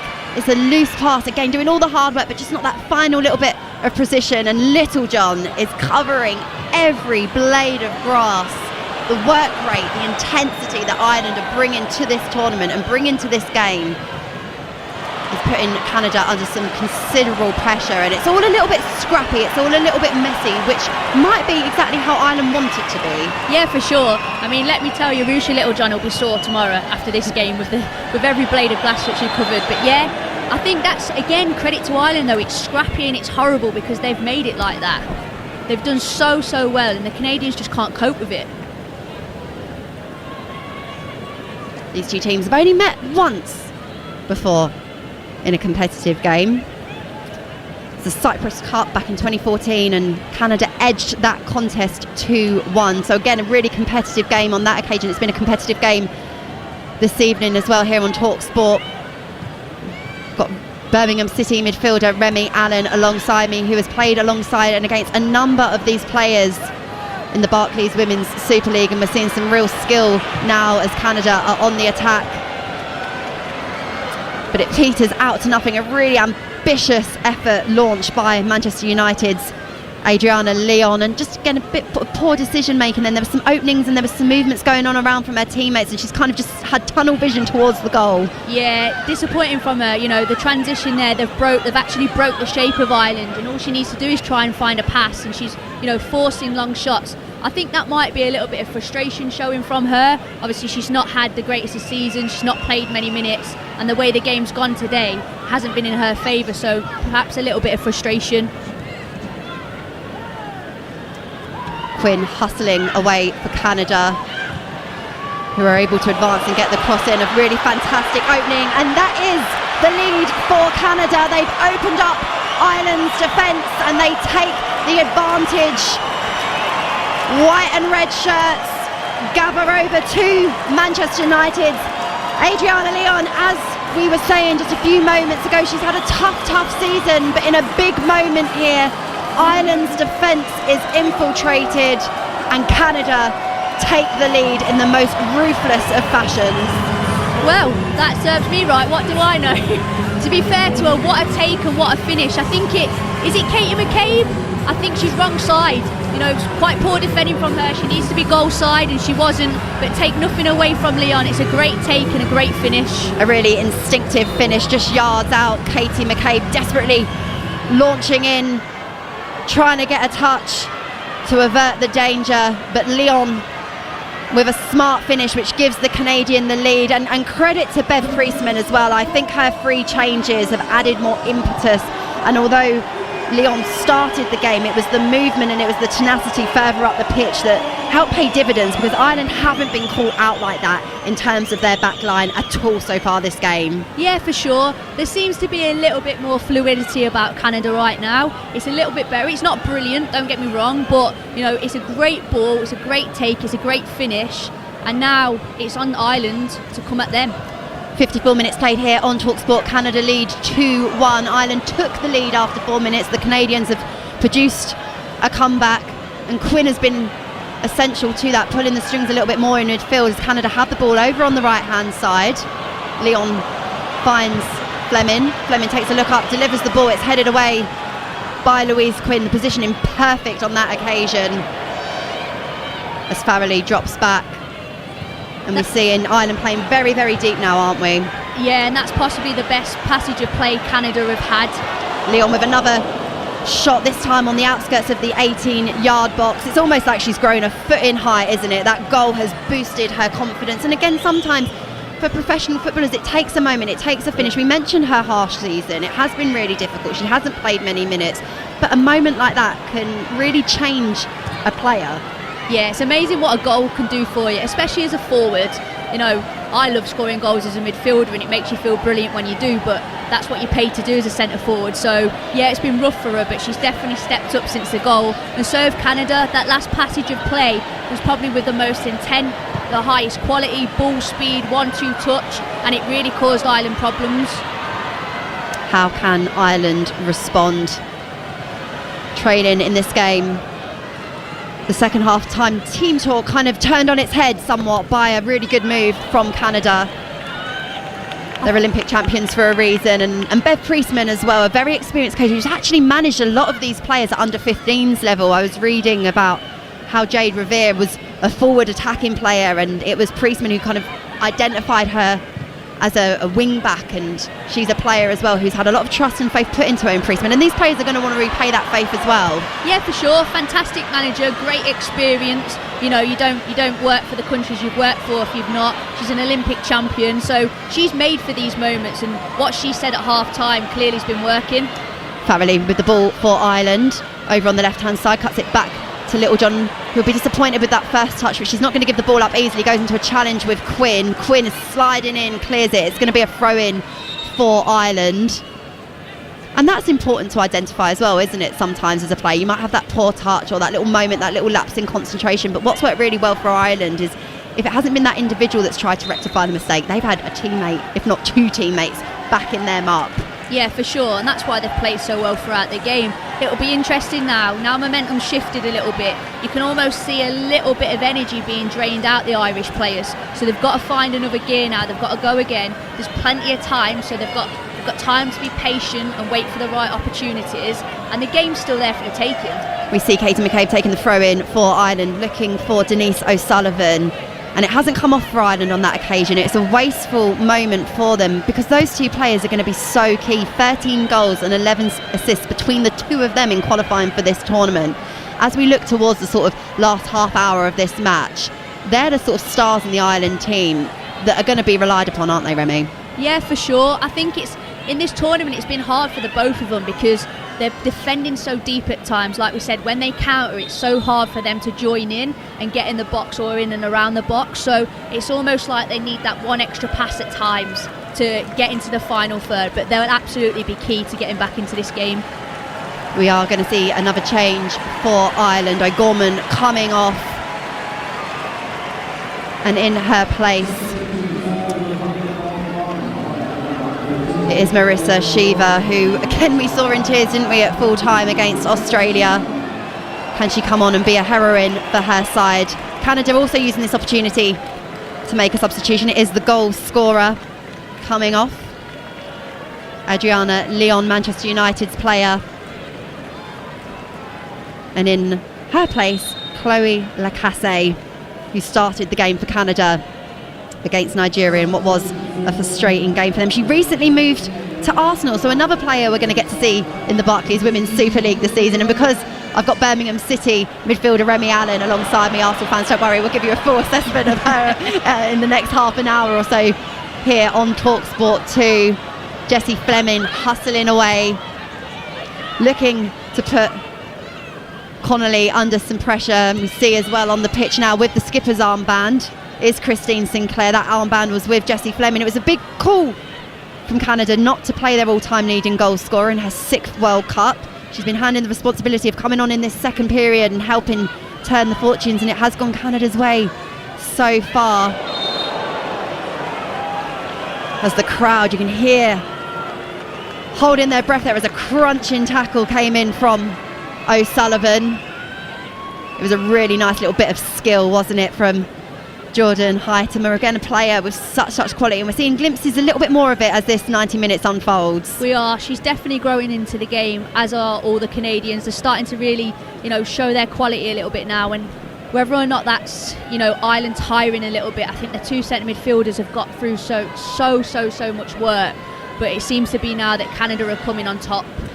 We've hit the hour mark here in Perth on Talksport 2. Canada have a free kick. Jessie Fleming takes, searching again in and around that sort of penalty spot areas where her deliveries have been, and they've caused Ireland some problems. They've defended the first phase, they've defended the second. Quinn has picked up the third, and she's found Sinclair over on that right hand side. Quinn doing really well. Their vision to pick out a pass. The boos whistle around as a decision goes against Canada, and it's a decision that centre back Vanessa Gilles isn't happy with, and as such has earned herself a very silly yellow card. Yeah, I mean, if you throw the ball away when it's not your throw-in, then you're going to get yellow carded. It was blatant.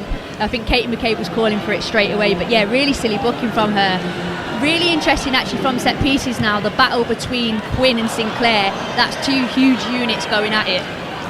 Remy Allen alongside me highlighted that now we have sort of hit that hour mark, there is a little bit of tiredness creeping into the Irish play, and Rusha Littlejohn, who has been exceptional with a loose pass back to McCabe, and it means that Canada now have a throw-in deep in the Ireland half, and it's going to be a long throw-in. I can tell by the lead-up that Revere's taken,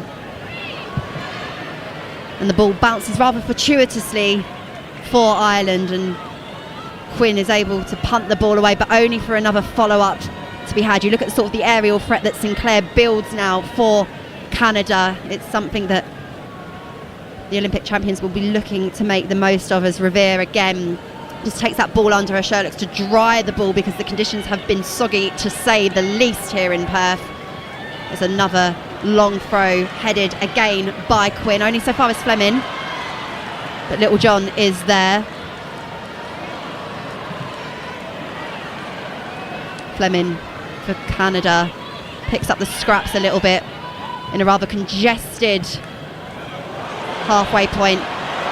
The ball is laced through to Sinclair. Sinclair with a golden opportunity to make a little bit of history there and score in her 6th World Cup. Did really well. You can see her quality, can't you, in terms of her movement and the way that she dropped her shoulder to get the shot away, and it was just the connection that was missing. It was quite tame, and of course Courtney Brosnan is going to be equal to that with her positioning. Yeah, you can see Sinclair why she's scored the goals that she has there. It's actually the movement before. She plays a little layoff and then she pulls and opens her hips on the outside shoulder, and she'll be disappointed with the finish, but you're starting to see now the connections with the Canadians. Now they're trying to play 1-2 touch combination play, and they're really causing problems for Ireland, giving the Irish far more to consider in this second half than they did for long durations of the first. You are listening to Canada versus the Republic of Ireland in the FIFA Women's World Cup 2023 on Talksport 2 in association with Xero, small business accounting software. Dream bigger. Now we can see in front of us the Irish bench kind of bubbling away with some activity. I expect we will see some changes made, maybe in the next 5 minutes or so, certainly in the next 10. There's a bit of tiredness, as Remy has alluded to. This team has worked really, really hard, and they've had to travel some miles as well, more than any other team. They began their tournament in Sydney, as O'Sullivan now has the ball on the outskirts of the area. Sliding tackle, crunching comes in as the ball is now at the feet of Katie McCabe. McCabe turns, does really, really well. A lovely back heel into her path. She gets the cross in, it's a decent cross, and a fantastic run into the area. That's more like it. What play that is by Littlejohn and McCabe. It's such a little clever little flick by Littlejohn. Great delivery by McCabe. Again, questionable goalkeeping. She doesn't get there first. The centre forward does. Good chance for Ireland. All in sync down the left-hand side, and it was Carusa, wasn't it, that knew exactly where to make the run. She was heavily marked, and she gets up off her feet and she applauds her teammate, because she knows that link-up play and those kind of crosses and deliveries are exactly what Ireland are going to need if they're going to get back into this game. But the point I was making just before that little phase of play, Remy, was that Ireland having to travel from Sydney to Perth, and then they've got to go to Brisbane for their follow-up. That is tough. You know all about the demands of travelling within the Women's Super League. How much does it take out of you as a player when you've got to contend with kind of all those flights and moving camp so much? I mean, listen, I've travelled, but I've never travelled as far as what they're having to do. So, yeah, it's difficult for them, but it's something that they haven't made excuses about. You know, hopefully they've got the right things behind them in terms of medical and recovery to help aid that. It isn't ideal, but they've done fantastically well. And, yeah, they wouldn't have wanted that sort of draw where they've had to do that, but they've coped with it really well so far. And it's now the time for the Irish to make a triple substitution, and amongst the pack, a decision I'm sure is going to be going down very, very well in Ireland right now, and that is Amber Barat coming on to the field of play for Ireland. Birmingham City midfielder Remy Allen alongside me identified that the Irish were beginning to tire, and it looks like that is exactly what Vera Powell has identified on the sidelines as well. Amber Barat said in the build-up to this tournament, she only needs a moment. She is such a confident individual. Do you think Ireland have enough in the tank to create that moment? Yeah, I mean, they've just showed with that last chance they've still got something there. I think the fresh legs was definitely needed, and I love that confidence from her. I think centre forwards need to have that, and she'll be hoping she gets that one chance. It only takes one moment to turn a game on its head.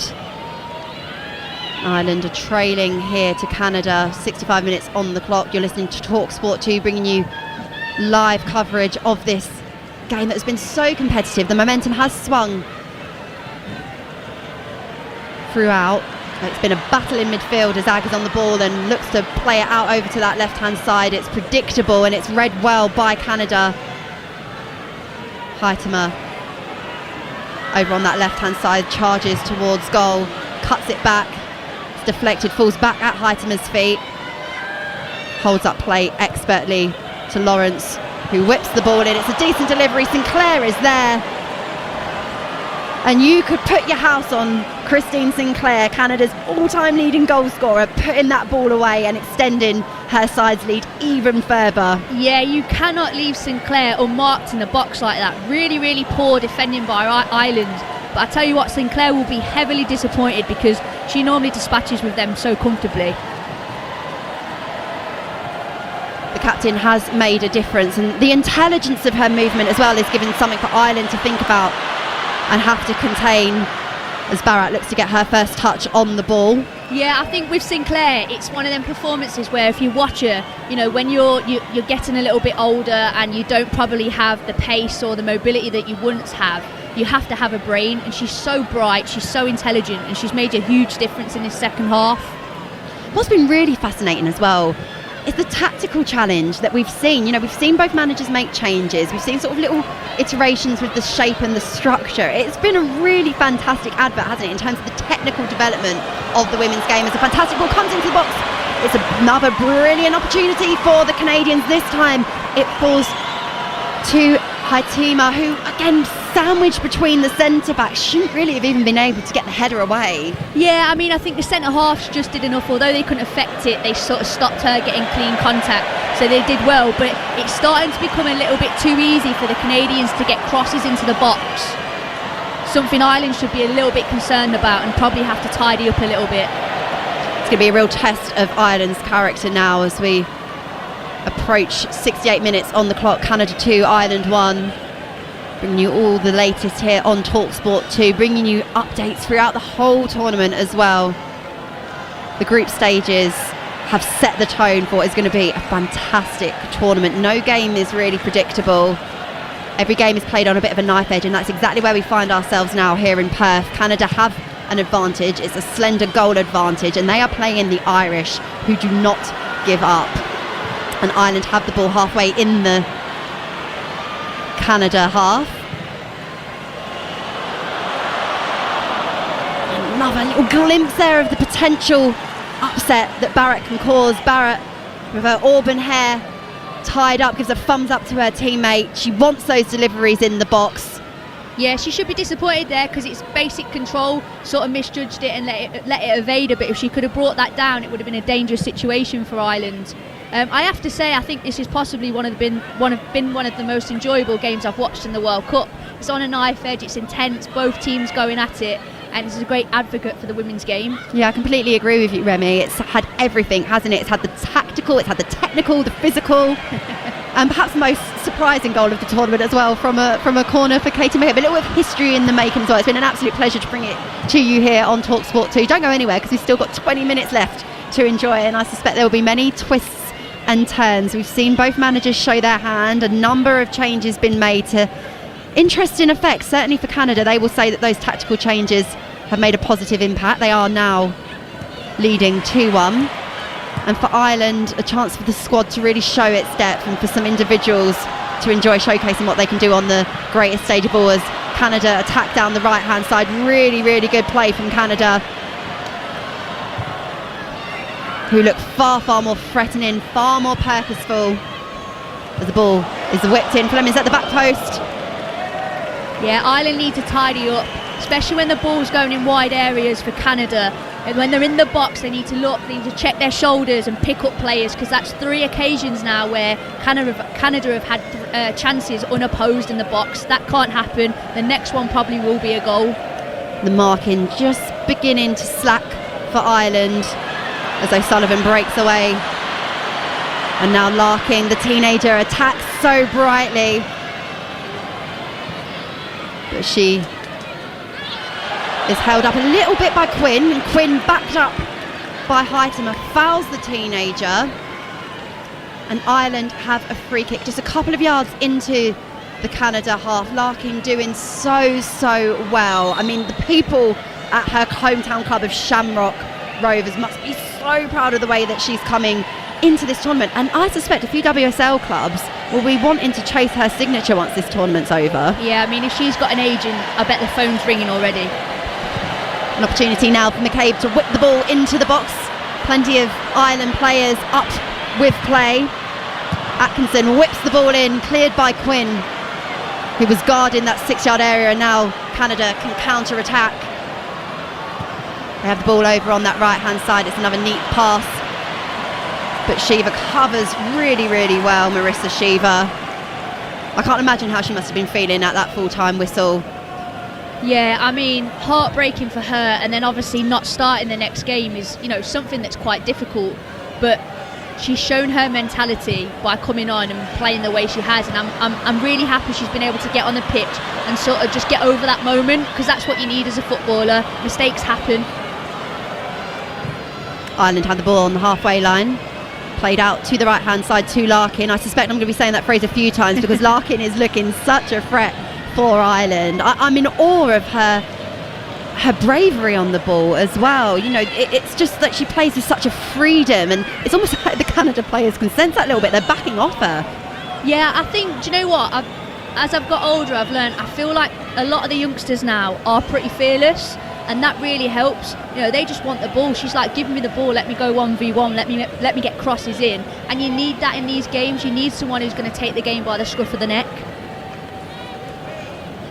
Canada have a throw in, and it's taken by Lawrence. The possession picked up by Ireland. Connolly plays it out to the left hand side. But Atkinson doesn't look after the ball as well as she would have liked, and Canada have the turnover.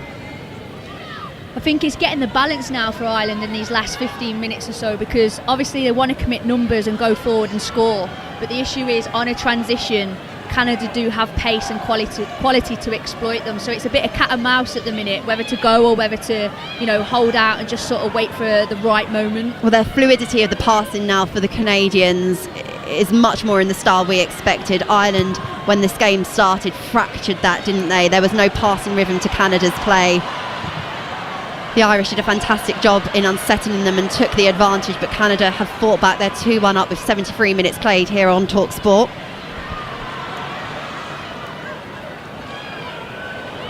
A nice turn by O'Sullivan, drops the shoulder, plays the ball forwards. Canada now we're seeing, aren't we, kind of doubling up on key players, and it's like the wind's behind their sails now, Remy Allen. Yeah, but it's good play by Ireland, keeping the ball for a passage of play, gaining territory, gaining yards, trying to create a chance. We see Christine Sinclair coming back to do some defending, but it won't put off Ireland, who have the ball. And it is centre-back Niamh Fahey with a very, very audacious effort from about 30 yards out. That was the Liverpool skipper, 3 times Irish Player of the Year. That would have taken something quite spectacular to have beaten the Canadian goalkeeper from that range. Yeah, poor decision making from her actually, because they had a sustained moment of attack there, and we talked about earlier centre halves taking shots from 30-odd yards. That's also on a weaker foot, so disappointing from her. Don't need to panic, don't need to lash at shots just yet.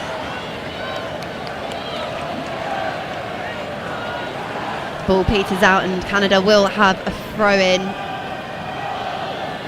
It's interesting to watch Katie McCabe right now. She's pushing her teammates on and telling them to press a little bit higher and gamble on stuff a little bit more, so she wants to go for it. Katie McCabe, captain of her country since the age of 21, so much experience, and she's taken that experience of course into her domestic football with Arsenal in the Women's Super League, a fantastic player for them. And as a Canadian player requires a little bit more treatment, we see the players beginning to huddle. There's a bubble of green shirts around Vera Pauw, who's very animated on the sidelines, very clear, giving instructions to her Ireland team. They may be trailing a goal here, but this game is far, far from over. Birmingham City midfielder Remy Allen is alongside me, and as we sort of enter this final quarter of the game, Remy, if Ireland are to find a way back into the match, who and where do they need to be playing the ball most? What's the means of doing this for them? I mean, I think they need to get the ball into wide areas. Both wing-backs can cause major problems.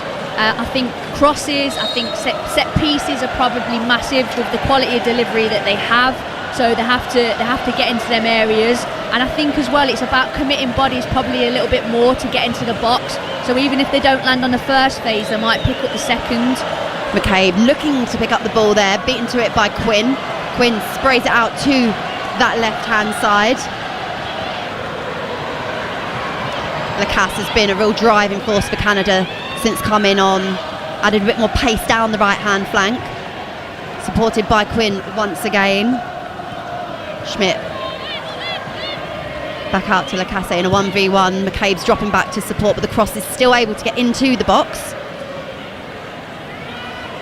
The touch initially is a poor one, but Canada again, even when it's not quite working for them now, the seconds are falling to them. They attack down this right hand side. The ball ricochets off of the back of Fahey and Fleming. Chelsea's creative midfielder picks up the seconds. Quinn plays it back to Zadorsky, and there's almost now a bit of a casuality in terms of how Canada are playing. They're enjoying a lot of time on the ball, and I think it almost just feels like they're waiting for it to click, Remy Allen. Yeah, and it's hard for Ireland now to apply pressure. They're obviously very, very tired, mentally, physically drained, so they're not being able to get up to the ball and sort of be as aggressive as what they were in the first half as such. So the Canadians have got a little bit more time and space to find passes. And it's hard when you're in a game like this and you're devastated the way the game's going. You want desperately to get back into it, but you can't quite get a foot in the game. Pitch black here in Perth, the floodlights shining down on what has been a fantastic contest in the FIFA Women's World Cup. Katie McCabe marching forward down the right hand side, surrounded by two shots. She cuts back beautifully into the box. She goes. Katie McCabe, can she launch the shot? Yes, she can. And it takes a deflection from Spurs' captain. The two Women's Super League players going back to back. Remi Allen, that was almost spectacular. That's unbelievable. I was about to say she's the only player on the Irish side who doesn't look tired, but the fact she's just gone and drove at multiple players. Do you know what? She is literally the driving force behind this Irish side, and she's giving everything to the cause. Unbelievable. And if it hadn't been for Shalina Zadorsky, it could have been Canada 2, Ireland 2. Instead, the Canadians do have a slender advantage, and they have a corner to defend here. Ireland are on the attack. The ball comes in, punched away initially. Where will the seconds fall? To Irish feet is the answer, as it's played back to Shiva. Shiva over to the left-hand side. The cross blocked by Lacasse, doing some really good defending for Canada.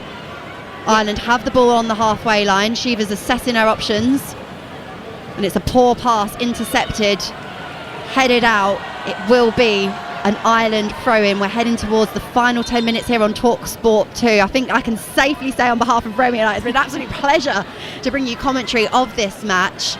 It was the game that we hoped it would be in terms of the competition and in terms of the way that Ireland have set up and pushed Canada all the way, and also to have to see this Canadian side come up with solutions has been fascinating, Remy. Yeah, it's been brilliant. I'm honestly literally on the edge of my seat watching it. I'm so excited by this game.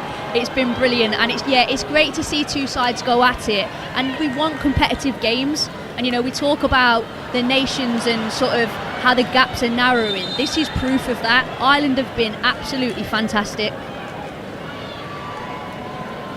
Over 500,000 people back in Ireland tuned in for the girls' game against Australia. They're winning the hearts and minds of many back at home with the grit, the determination and the skill that they've displayed. Can they do something special in this final 10 minutes? Can they write another chapter in their history? As McCabe looks to find a way around, try and create some more magic for her team. Of course, scoring their first goal at a World Cup after just 4 minutes this evening. I think you should start to see the Canadians slow everything right down now. Throw-ins, free kicks, they'll take an age to take everything. I think you actually heard the crowd booing because they wanted the play to be quicker. But that's part of game management, that's part of experience that they have in abundance. So they'll be looking to see this game out. Lots of experience in that Canada team as well. You look at the number of appearances that a lot of their players have. They know each other inside out. They know how to win football games in all manners of ways, and we saw that at the Olympics. But they've come up against an Irish team who have plenty of heart, and when those legs begin to tire, the heart overrules the head. And Katie McCabe once again delivering a captain's performance. Do you feel, Remi Allen, that there's almost a little bit too much on her now? You can almost see it in her body language. She's picked up possession, she's driven forward, she does have options around her, but she takes the shot and we see her fist slam onto the field of play. She's a bit frustrated with herself there. Yeah, of course, she's got high standards and she'll know that she made the wrong decision. She obviously wants to go on and get a goal back for this team, so she's doing everything that she can. It's a rare mistake by her, but she done so well in the initial process to win the ball and drive. She just had to get her head up and find a pass. Also, if anyone's going to take a shot from there, you might as well. I think we can excuse Katie McCabe for that. I think such an important player for Ireland, and again has been showing that not just this evening but in the game against Australia as well. 82 minutes on the clock. Canada still have that slender goal advantage courtesy of Manchester United's Adriana Leon.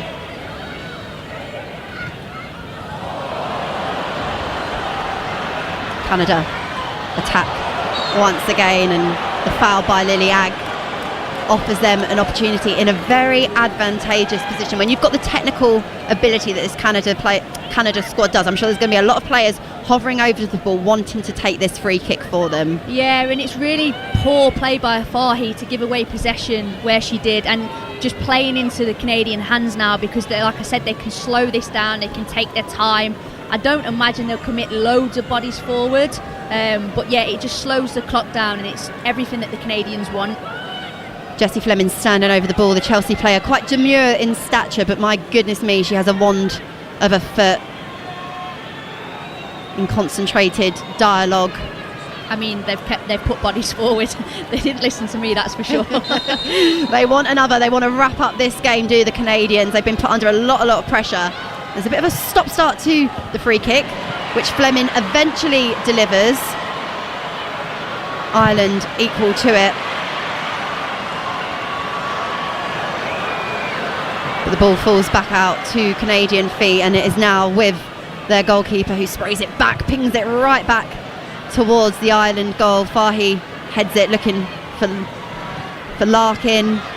Ireland just need to be able to string together some sentences. That's easy enough to say. Yeah, gone a little bit scrappy, hasn't it? Especially the back line of Ireland. They don't seem to be able to step out and build very well at this moment in time. Remy, I was going to say, I'm really liking Huitema on this left-hand side. I feel that she's shown a lot more threat. She was in more of a central position at phases for the first half, and you can't help but feel that maybe it's something that she creates if Canada were to get a third. Yeah, for sure, and I think she's able in them wide areas to go 1v1 with players. She's very nimble, she's very quick, and she moves her body really well, and she's definitely been more effective in this second half. We can see a very animated Bev Priestman on the edge of the technical area. Her arms are wavering around, directing the play, instructing her players, as Huitema manages to find a gap over on the left-hand side in a 1v1. She takes the ball to the byline. Really important interception from Ireland. Shiva denying the Canadian forward on this occasion as the ball is played forward. It's a really, really brave header, isn't it, from Quinn? I think it is the player in battle with Schmidt. Yeah, I think you'll see now, by the looks of it, Louise Quinn's gone up top. So I think you'll see Ireland go a little bit more direct, play longer balls and work off Louise Quinn.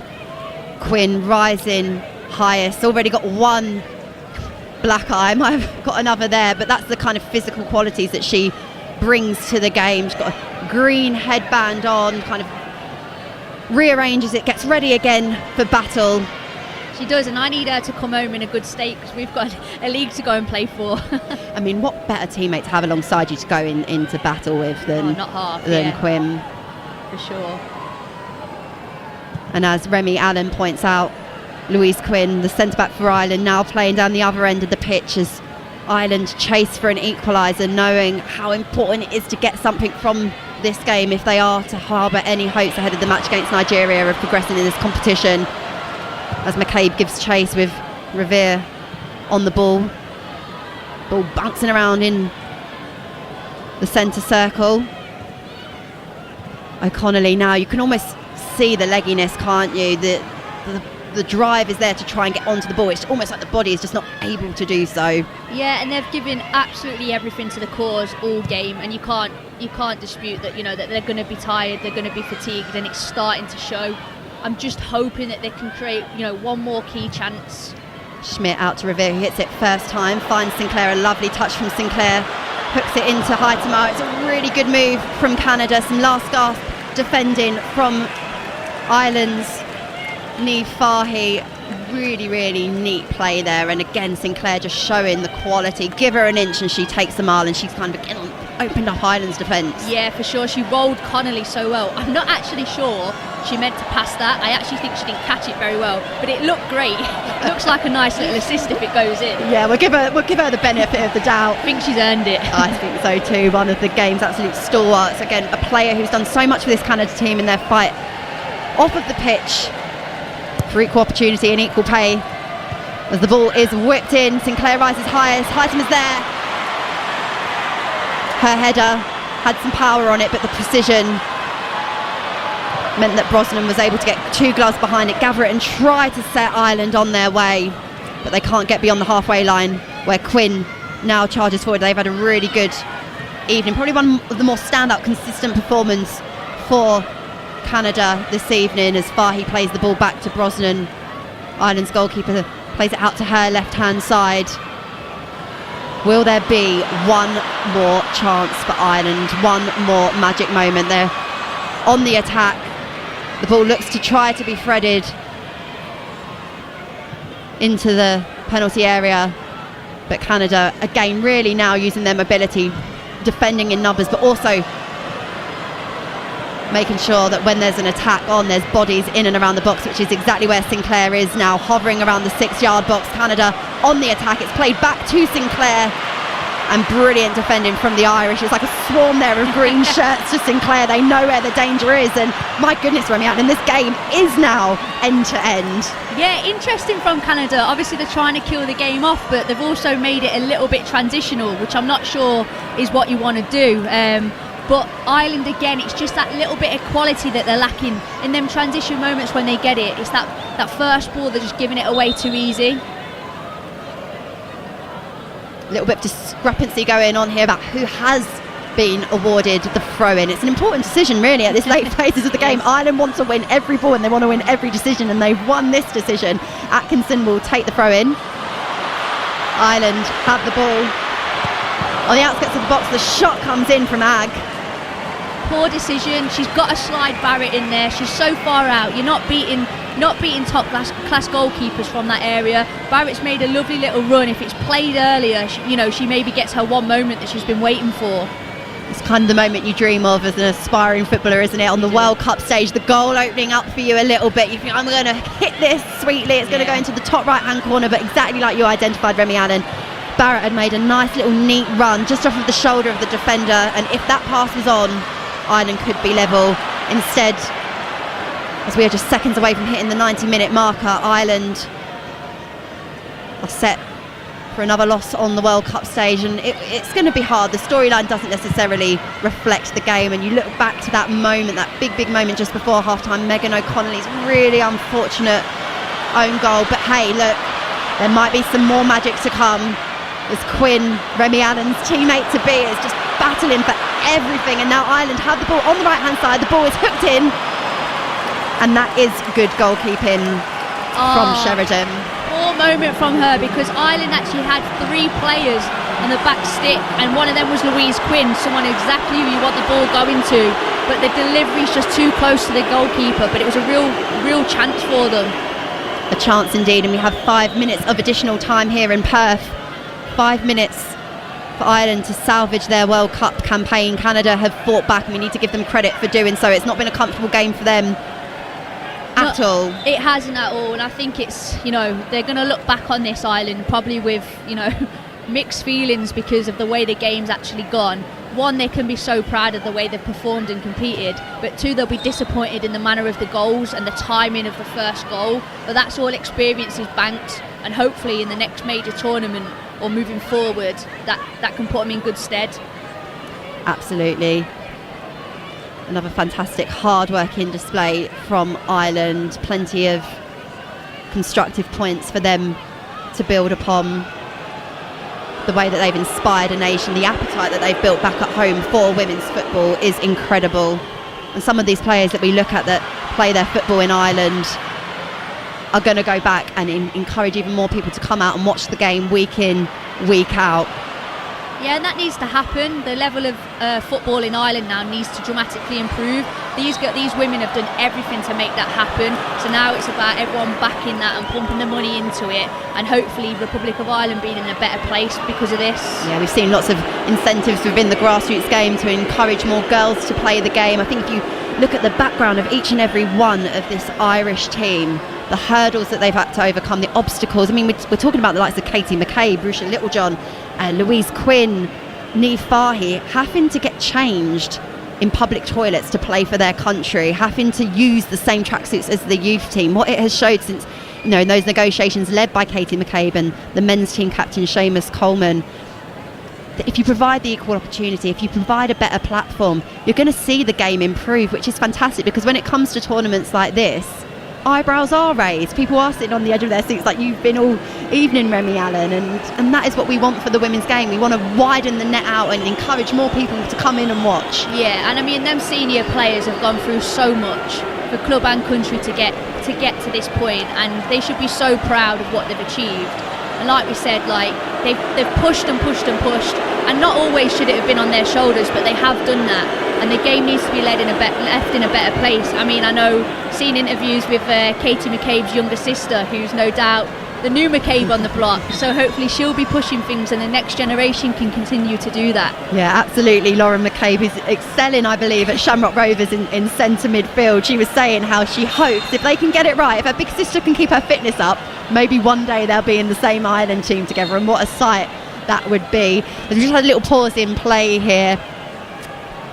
Revere, who's again covered a lot of ground, just suffered a little niggle, and she's going to come off and be replaced by Alicia Chapman. Probably the final change, I suspect, for Canada. We're 3 minutes deep into 5 minutes of added injury time, and as is the case in this tournament, the additional time is equated to the moments the ball was out of possession, not in play. So I suspect, again, like we did in the first half, we might have a little bit more than the 5 minutes as Schmidt takes the throw in for Canada, finds Sinclair over on that left hand side, finds the feet of Heitema, a really exciting player who I suspect will have World Cups to enjoy to come. Sinclair, though, towards the end of her career, just really anchored the ship, I feel she's brought a bit of calm into this Canada team since coming on at half-time, Remy Allen. Yeah, I mean, you don't play in that many World Cups for no reason, do you? And I think she showed her class and her quality, and it's not necessarily always what she's doing on the ball, it's the way she manages the group and leads the group, and she's been brilliant. Christine Sinclair featuring in her 6th World Cup, and I think it is, again, testament to a professional like that who almost has to have several different identities as a player. Her role in this team is very different now. She got dropped ahead of kick-off, comes on at half-time, and arguably has helped Canada perhaps get 3 big points, because there could be a little bit of late drama here, although Fleming is on the ball for Canada and plays it out to the right-hand side. That's a really nice little move from the substitute, Lacasse, who's added a bit of bite down the right-hand side. But Ireland do have the ball. They've got to be direct, they've got to play now, they've got to go forward. We have played the 5 minutes of additional time. The ball is punted long. The referee looks at her watch, and that is again just a tired challenge as Fleming is hauled to the ground by Ag. And it's hard, isn't it? Perhaps the golfing class on that particular occasion, but that is exactly what Canada would have wanted. Yeah, and Canada in the last 5-10 minutes or so really just disrupted the flow of the game. So Ireland have never been able to get control or get any passage of play. You know, they haven't even been able to go direct very much and try and play up to Louise Quinn. So the Canadians have used every little bit of experience that they've got and are seeing this game out really well. A real gloss of professionalism for the Canadians, who were rocked by the start they made to this game. That corner that went all the way in from Katie McCabe. They've responded well in difficult conditions. It's been raining pretty much throughout the whole 90 minutes, and towards the end of the first half was lashing it down. And you almost wonder, Remy Allen, if it was slightly lighter like it is now, would that goal have come in for Ireland and ricocheted off of Megan O'Connell? Maybe I'm dreaming away there. Maybe. But sometimes you earn your luck, and I think the way that Canada have responded to probably knowing they're not been at their best, they've ground out what looks to be a victory as Katie McCabe is just ushering the throw-in to be taken by Schmidt. Canada well within their rights to take their time as O'Sullivan finds McCabe playing it long, ricochets off of Schmidt to Gilles, who plays it back. Ireland have possession, one long last punt forward, looking for Barat, and the ball trickles into the gloves of Kayleen Sheridan, sprayed out onto the floor. They just couldn't get bodies up then, could they? They just perhaps played it too early then, couldn't quite get the bodies up into the box. Looks like their chance might be gone.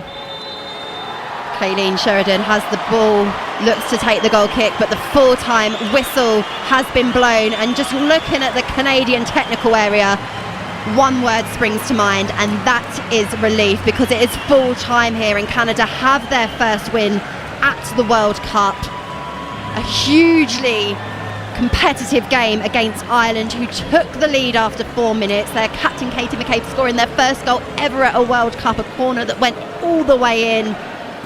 Canada had a very uncomfortable opening 45 minutes and went in at the break 1-1, courtesy of Megan Connolly's own goal. A very unfortunate moment for the Irish, who worked so hard. A triple substitution at the break highlighted just how uncomfortable Ireland made it for the Canadians.